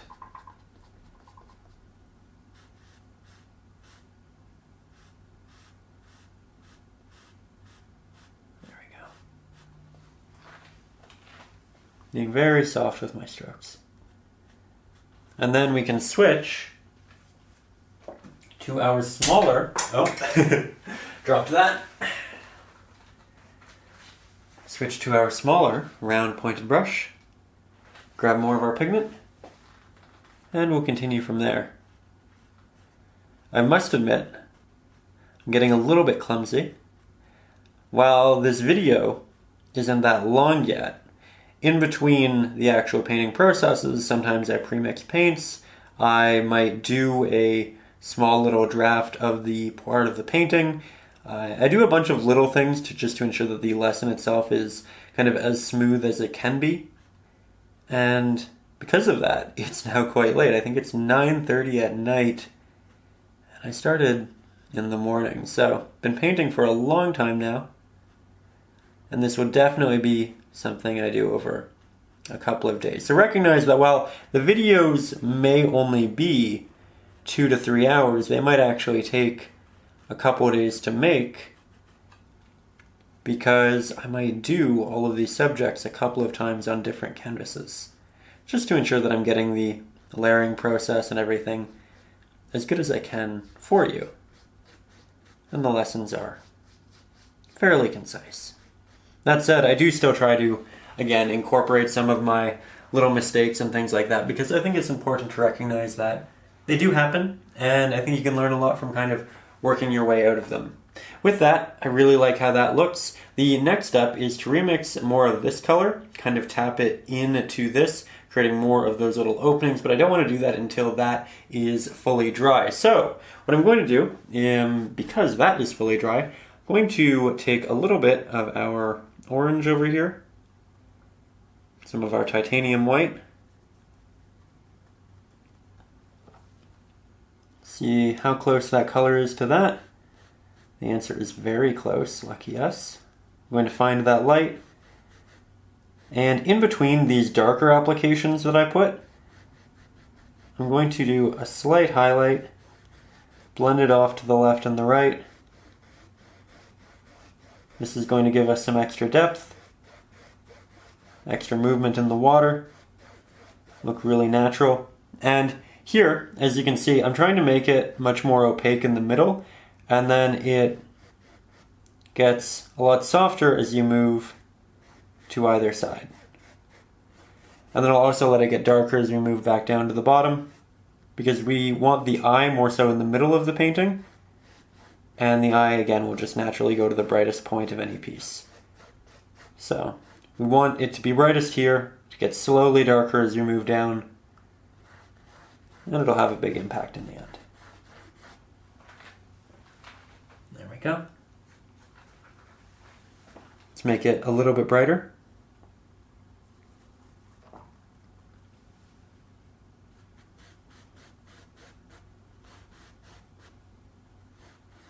Just doing the middle here.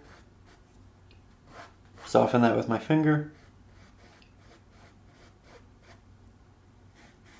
Very nice. Okay, that still does not look dry, so I think I'm going to take maybe a 5-minute break, and then we'll come back and we'll touch that up. So I'll see you in just a second. So it's now the next day, this is fully dry, and we're going to head back into our painting with a smaller round pointed brush. This one again is about 1/8 of an inch. Now what we're going to do is we're going to take the color that we have right through here, and we're going to interject little strokes of it horizontally into that. So we need to start by remixing the pigment that we have there. We know that it's very pink, it's very orange, so we'll start with some titanium white, some of our cadmium red, light hue. We'll also grab some of our primary red, and that should render something fairly close. We might also grab just the smallest hint of yellow, but we don't want much at all, because we will be layering over a very dark pigment. And when it's semi-transparent, you do see that layer underneath. If we have that black or almost black showing with a yellow, we'll probably end up with something actually green. So, here you can see I'm just working in a couple small areas.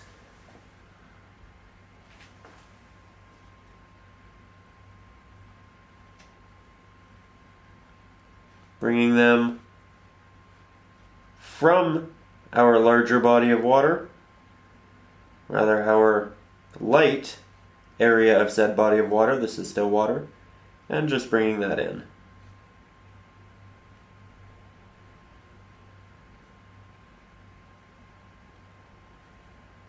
Adding a little bit of extra detail, do a slight blend, drag it off to the side,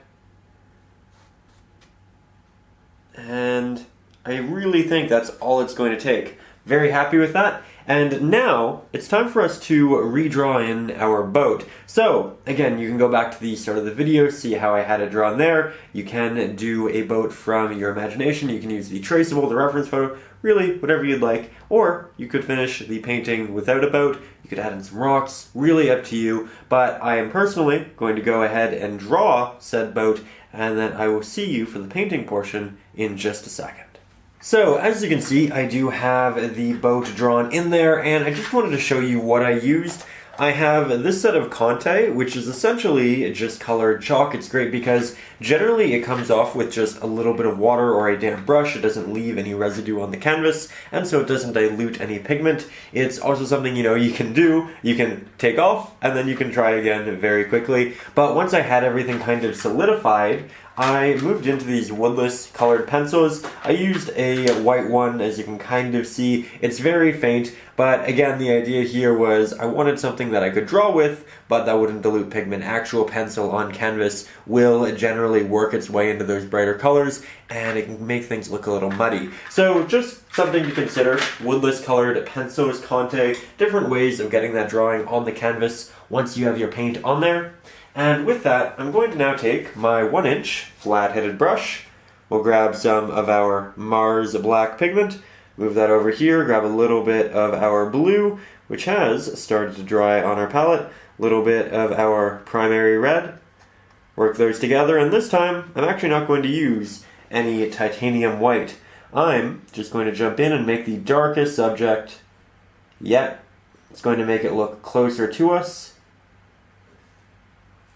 And I'm using the very sharp edge here to craft the edges of the boat. I'm making lots of smaller strokes rather than very long ones because it's easier to control. My brush is quite damp, so my bristles are condensed, making this easier to accomplish. When I get into a very fine detailed area, I kind of hold my breath a little bit too, just to help me eliminate shake. Of course, when we're talking in a tutorial, it's a little bit more difficult, but that's okay. And while I've drawn in all of the detail inside, that was more just to map out shape and ensure it was what I wanted it to be. So now I'm just going over it. Not too worried. We can always draw back in that middle, and the more you draw it, the more familiar you get with the subject, and it'll just make the painting process and kind of assigning colors and shape a lot easier. So now we have some edges established, and we're going to start filling them in. Doing this boat here is it's kind of going to consist of a lot of very mini steps that eventually accumulate to a very nice, detailed, finished product. But we're going to do a lot of very simple things like this, creating silhouettes, blocking, doing multiple layers. And I might make it a little bit wider now that I look at it actually on the canvas here. It's going to look a little bit distorted just because it's on an interesting angle. It at least was in the reference photo. Of course, you can change that if you'd like to.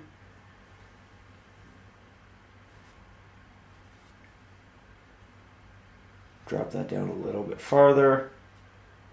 Make it a little bit wider. Interesting.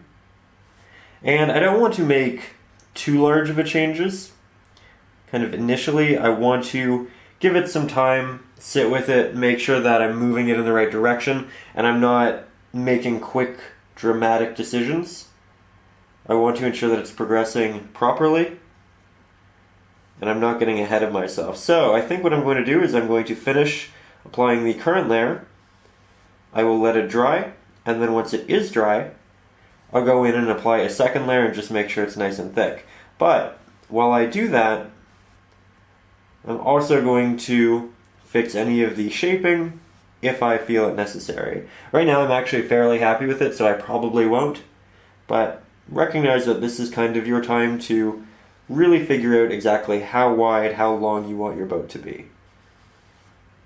And I'm also going to save the reflection and this little piece for later. So with that, I'm going to let that dry, do another layer, and then I'll see you for the next step. So I've gone ahead and drawn in my boat after doing that second layer, and we now have something we can really work with. With that said, here I have my smaller round pointed brush. This one again is about 1/8 of an inch, and we're going to start working in the details. Now, I'm going to begin by working on the outside of the boat because it's a rather large area, it's a rather dark area. We're not going to have to get the color to be anything too distracting. It's kind of an easy entry point because it can kind of sway in a lot of different directions without looking incorrect. But I'm looking on the reference photo, I see that it looks like a dark red. I'm going to be using the primary red rather than the cadmium red light hue because we're putting it next to a lot of blue, and I just wanted to kind of visually have some synergy with that. So The bottom of the boat is broken up into two little parts here, one of which is the red. The bottom part is more of a dark gray, which adopts a little bit of blue because of the reflections of the water. There we go. Looks fairly good.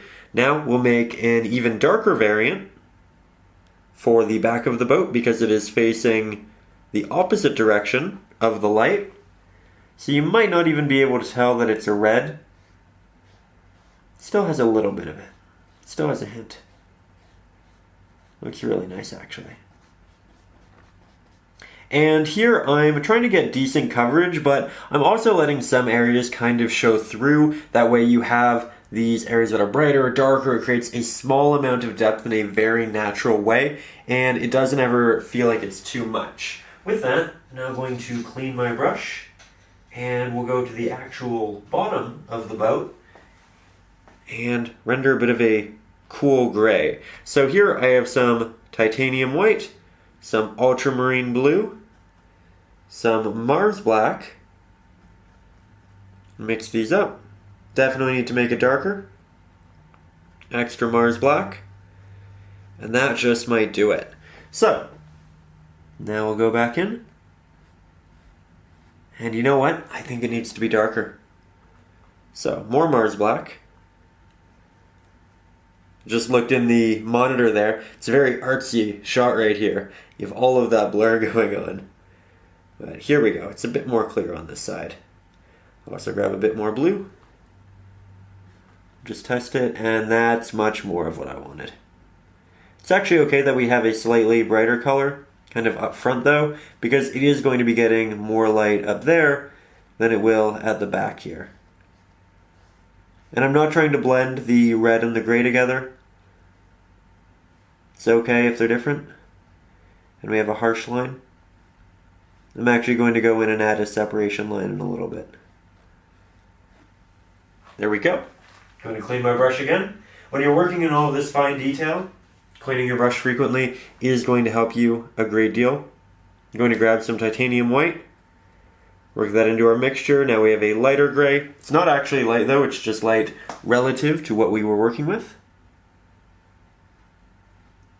I'm going to be very careful. And I'm actually going to stop talking just so I can get this in very precisely.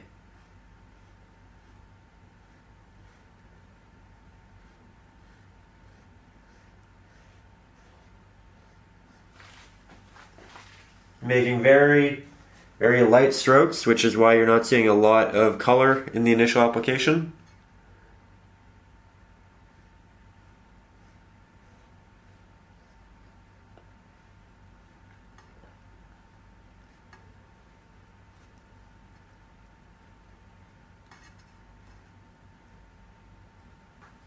There we go. I think that looks really natural, really beautiful.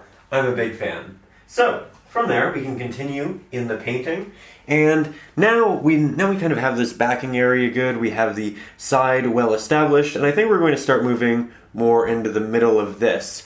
And really, truly the middle. So here, I want it to be a bit of a brownish blue. So here we have some burnt umber. I think for the first time in the lesson, this is all dried, so I'm not worried about it mixing.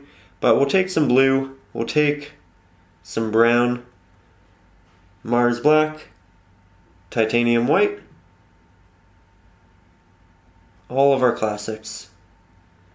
Maybe a little bit more brown and a little bit more blue for color. There we go. And now, I'm going to start moving in the direction of the boat and the boards on the floor of the boat. And I'm going to slightly go over the horizontal boards because I don't want it to look like these have a start and a stop that's noticeable. You can see that I'm also using a very light touch. I'm not applying much pressure with my brush at all. And I'm letting some of it be very transparent. That way it looks like we have a bit of a grain in the wood.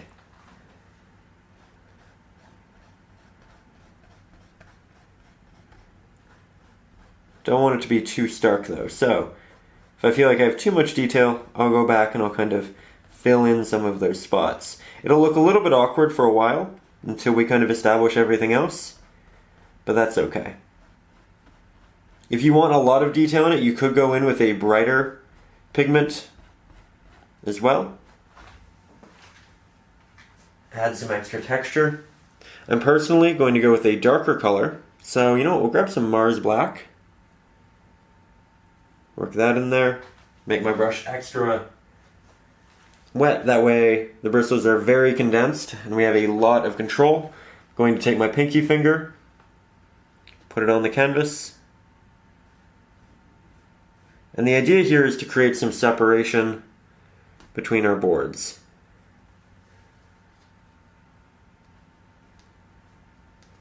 But because our pigment is so wet, it doesn't look like that's going to be an option right now. Which I honestly should have seen coming. Here I'm just trying to see if I can make it happen. And you can see that we're getting this light shadow. But I don't know that it's going to be really as much as I want. I'm going to want this to be a bit darker. So, you know what? I'll just kind of paint in where I want things right now, recognizing that I'll have to go back once it's dry with something slightly more definitive.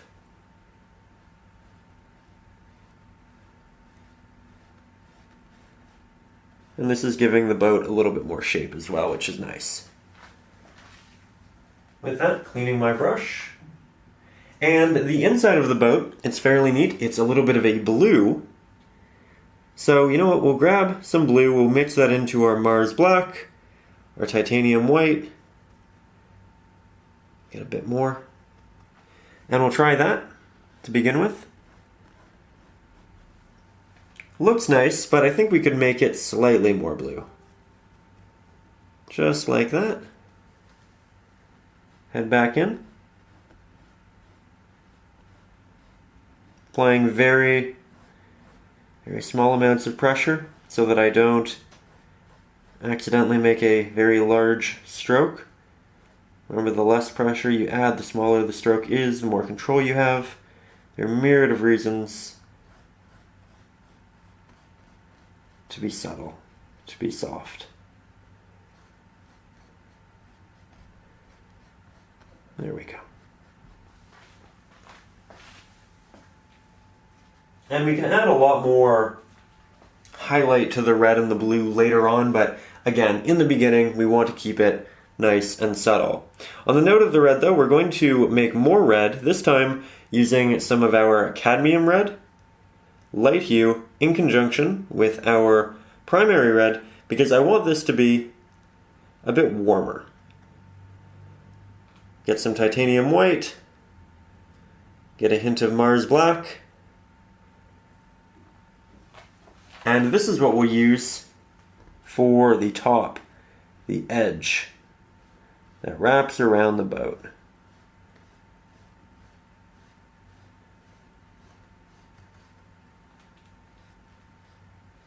It's essentially supposed to be the same color that you see on the side of the boat and the back, except this is receiving actual light. So it's going to be brighter.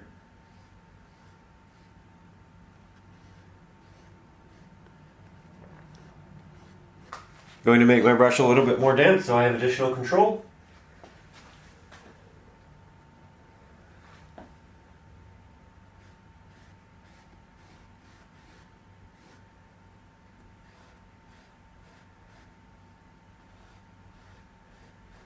There we go, more water again. So far the boat is incredibly subtle. We'll definitely need to add highlights, but it's a great base, and when you're doing things like this, especially at the end of the painting, I definitely recommend making something a little bit too desaturated initially, and then building on it. You don't want to kind of overdo it, and then have to redo that final main subject. With that though, it's coming along really nicely. Very happy thus far. I think we can now take some Mars Black, a little bit of blue. We'll avoid the titanium white this time. And I'll create some separation in these boards again. There we go. Very nice.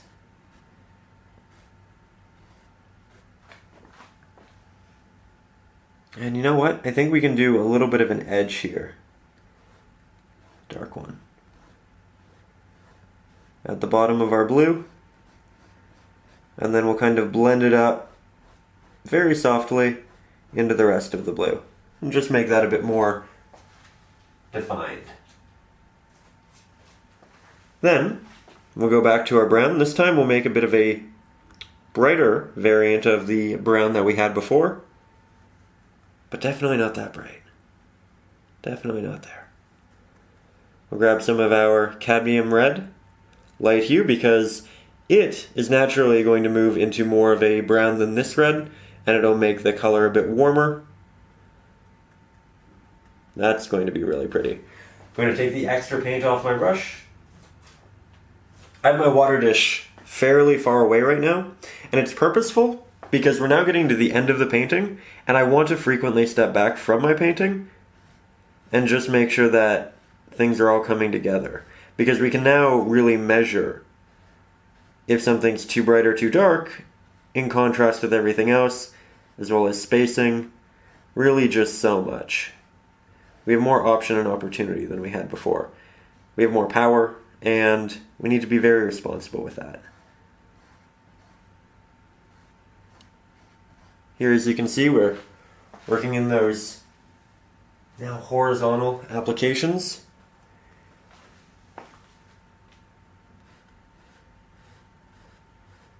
And this is something I'm painting up close right now, but I'm definitely going to want to take a number of steps back and look at from afar, just to make sure everything is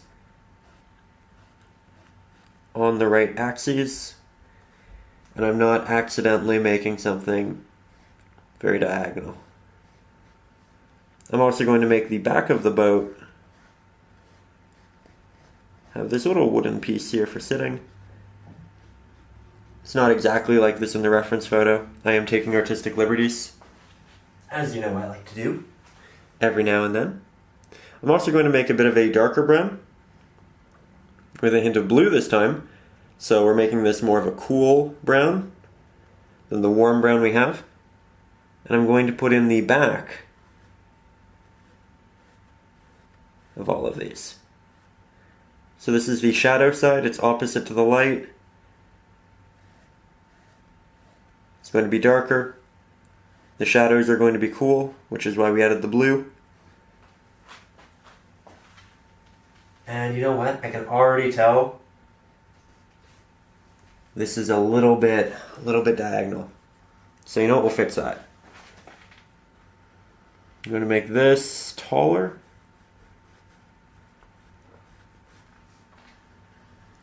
That means we need to make that lower.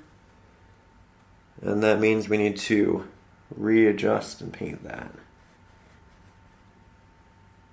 Definitely better already. It could use tweaking, and I will do tweaking, but I think that's the sort of thing that it's going to change depending upon everybody's painting and how they did it. So it's not really the most beneficial to watch me do that sort of thing. So I'll probably do that off camera once we've done more with the boat here. With that, I'm going to now create some nicer highlights for the edges of the boat. Taking our cadmium red light hue, titanium white, maybe a little bit of our burnt umber. We're making this into a nice, warm, bright, orangish red.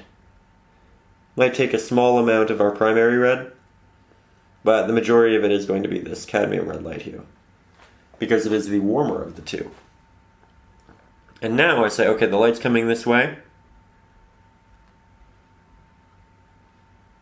So let's make sure it's hitting the rim of the boat.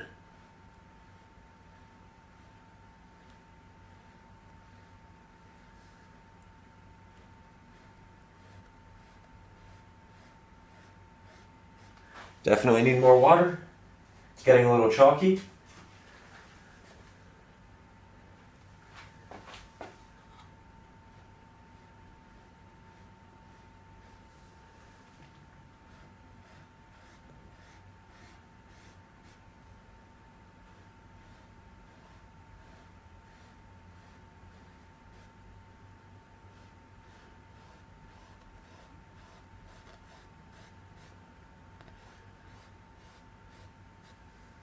There we go. I know I'm getting a little bit quiet here, but it's very detailed. And it's requiring quite a bit of thought in the moment. So I'm just trying to make sure everything's kind of moving in the direction we need it to. I'm also going to do a little bit of a highlight on the blue we have inside there. If you worked with any yellow, be very careful to clean your brush and water well before you do this though, because we are now working with blue and it will result in a green. With that, we have blue, we have white, we have black. We're going to do more blue now. I'm going to do more white. And we'll test this. Oh, that's a nice color. That's a really nice color. Let it get a little bit dark in there as we get more into the crevice of the boat, but as the boat really opens up, it'll accept more light. And that's where we have the opportunity to paint this in.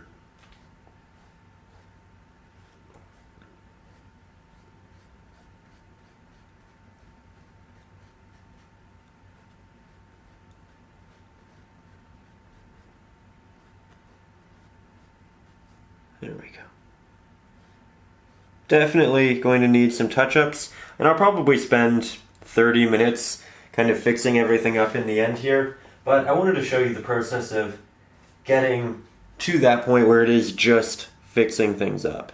I know that this clip right now we're at 17 minutes just on the boat right here, but again, I think it's important to kind of get that base in as well as we can before we do move into just pure touch-ups. So here I'm making a bit more of a brighter brown. I'll add some cadmium red light hue to it, and we'll just add some detail, some highlight into the horizontal boards here, because these are going to receive a lot more light than the ones on the floor.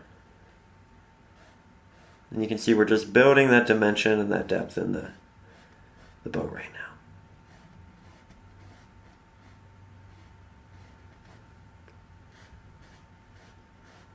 Very happy with it. Now we do have other pieces to the boat, and I did simplify my boat from the reference photo. I'd like to know that there's a lot of detail in it, and I didn't want to kind of steal too much attention away from the sunset itself. So I simplified it, but I also simplified it because we only have so much space on a small canvas like this. If you're working on a 24 by 36 inch canvas, you can incorporate a lot more detail, but because it's a smaller canvas, you can only do so much detail, and you are in turn limited by that. You can look at that as a bad thing, but you could also look at it as a real way to test yourself, to balance an image and to make it really beautiful with a little bit less detail. And that's generally what I do here, and it's more about the feeling and the mood of the painting, despite the fact that we are still getting quite a lot of detail in this boat. Just something to kind of think about in general. With that, I am going to work on the back end of this boat. I'm going to get a little bit of brown, a little bit of blue, a little bit of black, and say, okay, there's a piece right here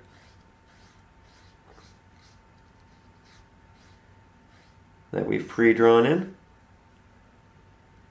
and it connects to a piece that works vertically from here.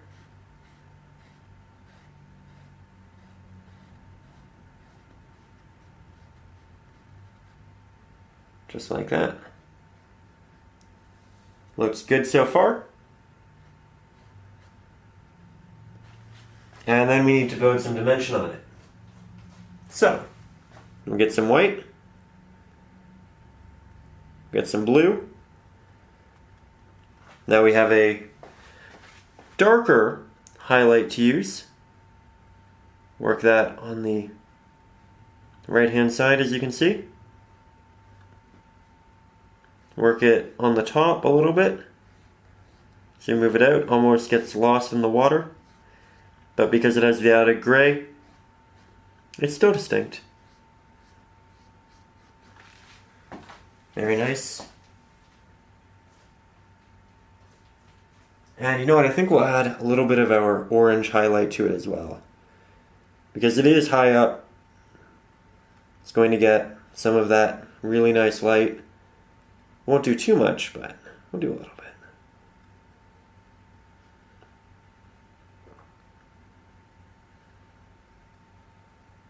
There we go.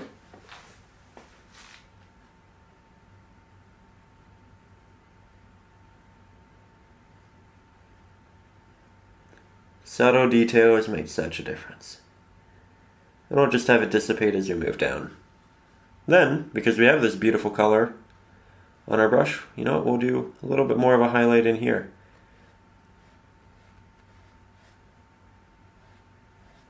Really starting to balance the light in the painting.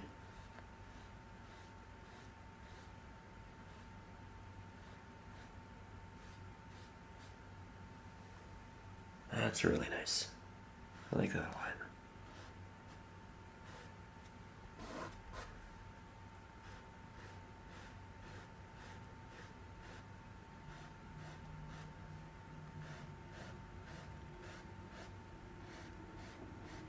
There we go. I think I'm quite happy with the boat for now. I'll probably go back in and do some changes to it, but we're now going to work with another round pointed brush. I'm going to make sure it's nice and damp. And we're going to work on the shadow that the boat is going to cast. So, for that, I'm going to get some Mars Black. I'm going to get some of our Ultramarine Blue. Hint of our Titanium White. We're going to make a very dark but cool shadow color here. And we'll come from right there, work our way down. If there isn't a distinct line between the boat and the shadow, that's actually not an issue.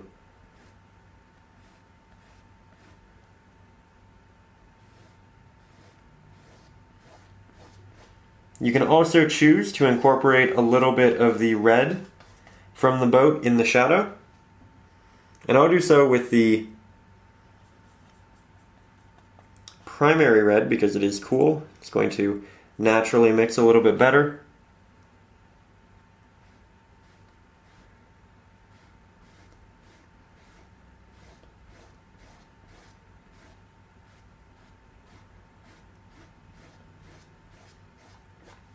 There we go. Again, subtle but nice. And something that isn't in the reference photo, but something I want to incorporate, is going to be done with the smaller round pointed brush. And I'm going to take my blue, some white, a little bit of black. I'm going to make a relatively dark blue, but something that's brighter than what we have here. I'm going to create a separation between the boat and the water.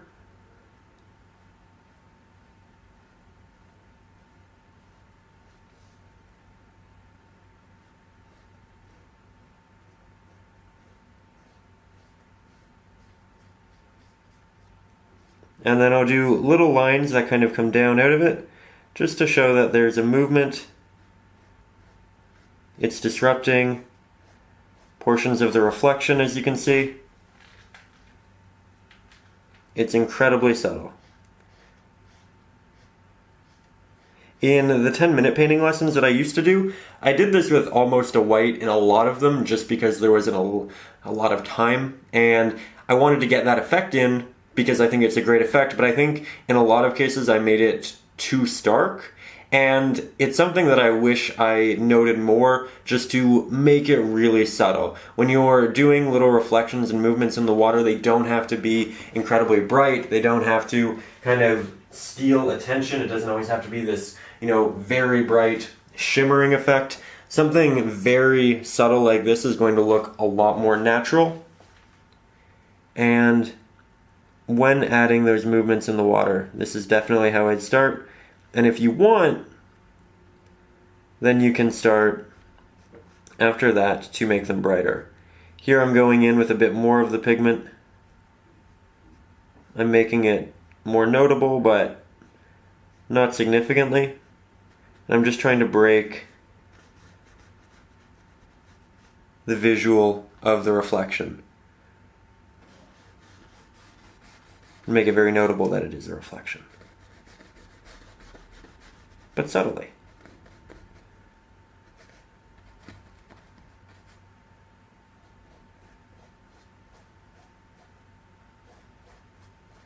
There we go. That's beautiful. Okay.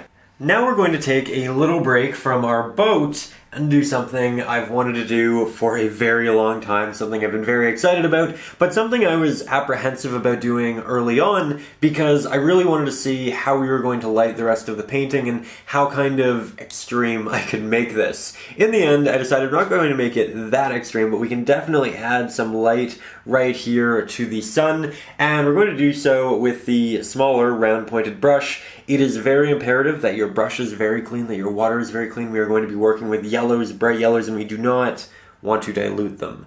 So with that, I'm going to take some of our yellow here, a little bit of our cadmium red light hue, because it's closer to orange than our primary red.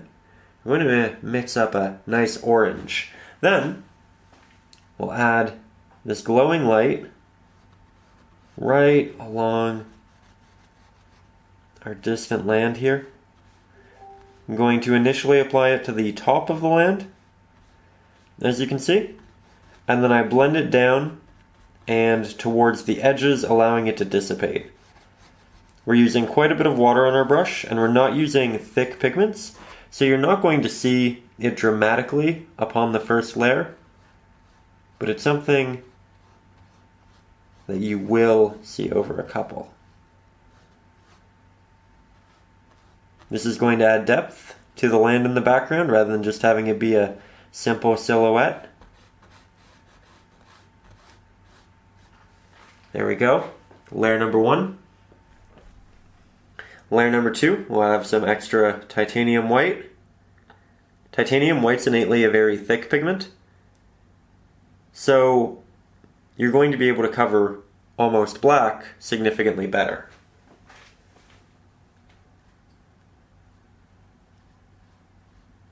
You may want to let your bottom layers dry before you continuously add layers, because you don't want to kind of strip the paint off. But it seems like mine is still malleable in a good way. So we'll just add some highlights. And here you can add some different areas of land.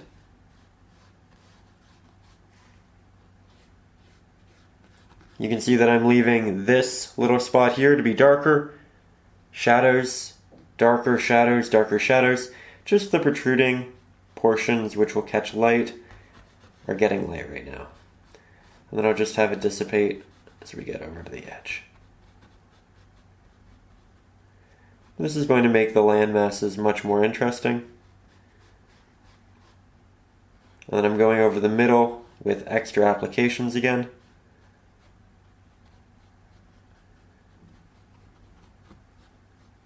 There we go. Not doing too much, but enough.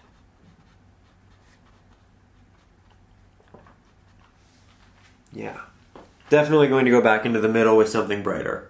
With that said, this is the first smaller painting we have done in quite a while. And if you made it this far, I'd like to say a big thank you to you for spending the time here with me, for doing something productive, for doing something creative, for making something. And it's such a pleasure to work on these. I feel like they're the perfect size. They don't take up too much time, they don't take up too much space, but they really let you explore a painting, an idea, a color palette, a mood, a dream, something you remember. It's just such a great size. You can fit the right amount of detail in it. And, you know, I've been working on these very large paintings over on Patreon in 2019, and I've really missed posting on YouTube and doing little ones like this. So I'd like to say a big thank you to you for being here, making this happen. And I would also like to say a massive thank you to everybody over on Patreon for voting for this lesson, and for really just making it so that I can spend my days, my weeks painting, making you these tutorials, doing multiple versions of these, because generally the first one doesn't go as well as I'd like. We try different things, we refine, and I wouldn't be able to make art for a living. I wouldn't be able to spend my time making these lessons and remaking these lessons if it wasn't for everybody's support up over on Patreon. So I'd like to say a big thank you for just actually making this happen, for providing me with the opportunity to make these for you. Because in no other world without that support would I be able to dedicate the time that I do to planning these and getting everything ready. So, you make a massive difference in my life, and you provide these lessons for everybody else on YouTube who gets to watch them. So thank you for not only providing for me the great opportunity to do this, but thank you for providing these for everybody else on YouTube who might not be able to afford traditional art lessons, things of that nature. You do a lot for a lot of people. So again, don't want to get too sappy here, just, wanted to say a big thank you as we near the end of the lesson. And of course, if you are new to the channel, you can also join over on Patreon. There's a link in the description. Up there, we have all of my ebooks, including Acrylics for Beginners. In it, we talk about the essentials, everything you need to know about creating your first acrylic painting. We talk about what brushes to use, how to mix your colors, how to use water, different textures, glazing, composition, all of that good stuff. I also have ebooks full of traceables up there. We have close to 100 hour-long lessons and bonus lessons and things you can't find anywhere else. Also, we have an exclusive Facebook group where we all kind of share our artwork and talk about it when we can. It's always really fun to see the different renditions of these pieces. But yeah, thank you. Whether you are a patron or not, thank you for just being here. Thank you for joining me, making something. Again, it's so much fun. And I love what we were able to turn this into. Here you can see I'm just continuously going back into these mountains, into this land, and just adding these different colors of warm light. Sometimes a little bit more yellow, sometimes a little bit more orange, generally building on that right there. I just think that looks so nice. But I think it's time we take a couple steps back and look at it from a distance. So, after all of that work in the backing mountains there, I took a number of steps back, and you know what I realized? I actually liked it when it looked a little bit more simple. So I waited for it to dry, and then I went back in with another silhouette. Little bit of blue, little bit of red in there, so it wasn't a pure black. But it is just kind of a good final lesson to end on. That, even when you put in all of that work, even when you do all of those extra things, it's okay to kind of take that back. It's okay to work on top of it. It's okay to simplify. And a lot of people ask me, how do I tell when a painting is done? Generally, what I like to do is I like to overdo everything just a little bit, and then I walk it back. I start to remove things. I take this out, I take that out, until I see it in what is to me its perfect version, because then I've seen it with too much, I've seen it with too little, and I know exactly where I want it to be, and that is exactly where we found ourselves with this painting here. So in the end, I am incredibly happy with how this turned out. I think that it really does have this simplistic, dreamy look to it, and I'm very, very pleased. So to all of you who are still here, still watching, thank you again for spending this time with me. Thank you for, to really all the patrons who make this possible, who literally keep the lights on. Thank you for supporting the channel. Thank you for providing these lessons for everybody on YouTube, and thank you again for just providing me with the opportunity to make them for you. This was a real pleasure to, work on and get back to a smaller canvas where we can really focus on the emotion of the piece, and I think we really captured that here.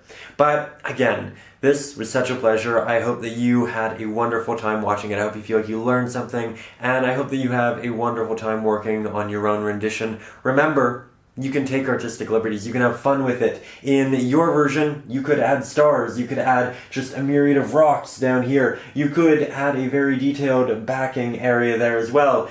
You have a lot of option. Don't feel restricted, don't feel like you have to follow my version or the reference photo. Do with it what you'd like, and have fun with it as well. Also, of course, on the note of the reference photo, if you did end up watching this and you haven't yet started the painting, you just kind of wanted to see how it went, and if it was something you did want to commit time to, remember you can find the traceable and the reference photo up over on the Patreon. I didn't use the reference photo too much in this one for color matching, but if you ever find it really difficult to match a certain color, I recommend just, printing out that photo, painting directly on it. It's what I do when I get a little bit stuck. And, I've been doing this for quite a number of years, and I do admittedly still get a little bit stuck, so don't ever feel kind of bad about that. It's just a natural part of the process, especially when you're just entering into the painting. I feel like, at that halfway mark, I kind of feel warmed up and I'm good, and then, the day ends, and then the next day starts, and it's like, okay, you know what, we'll get warmed up again. But thank you again for being here. This was, again, just such a pleasure. I will be doing more paintings of this size on YouTube again. We will be working through the ones that were voted for over on Patreon.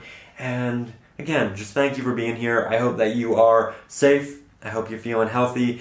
And I hope that you're feeling creative. So stay creative, and I will see you soon.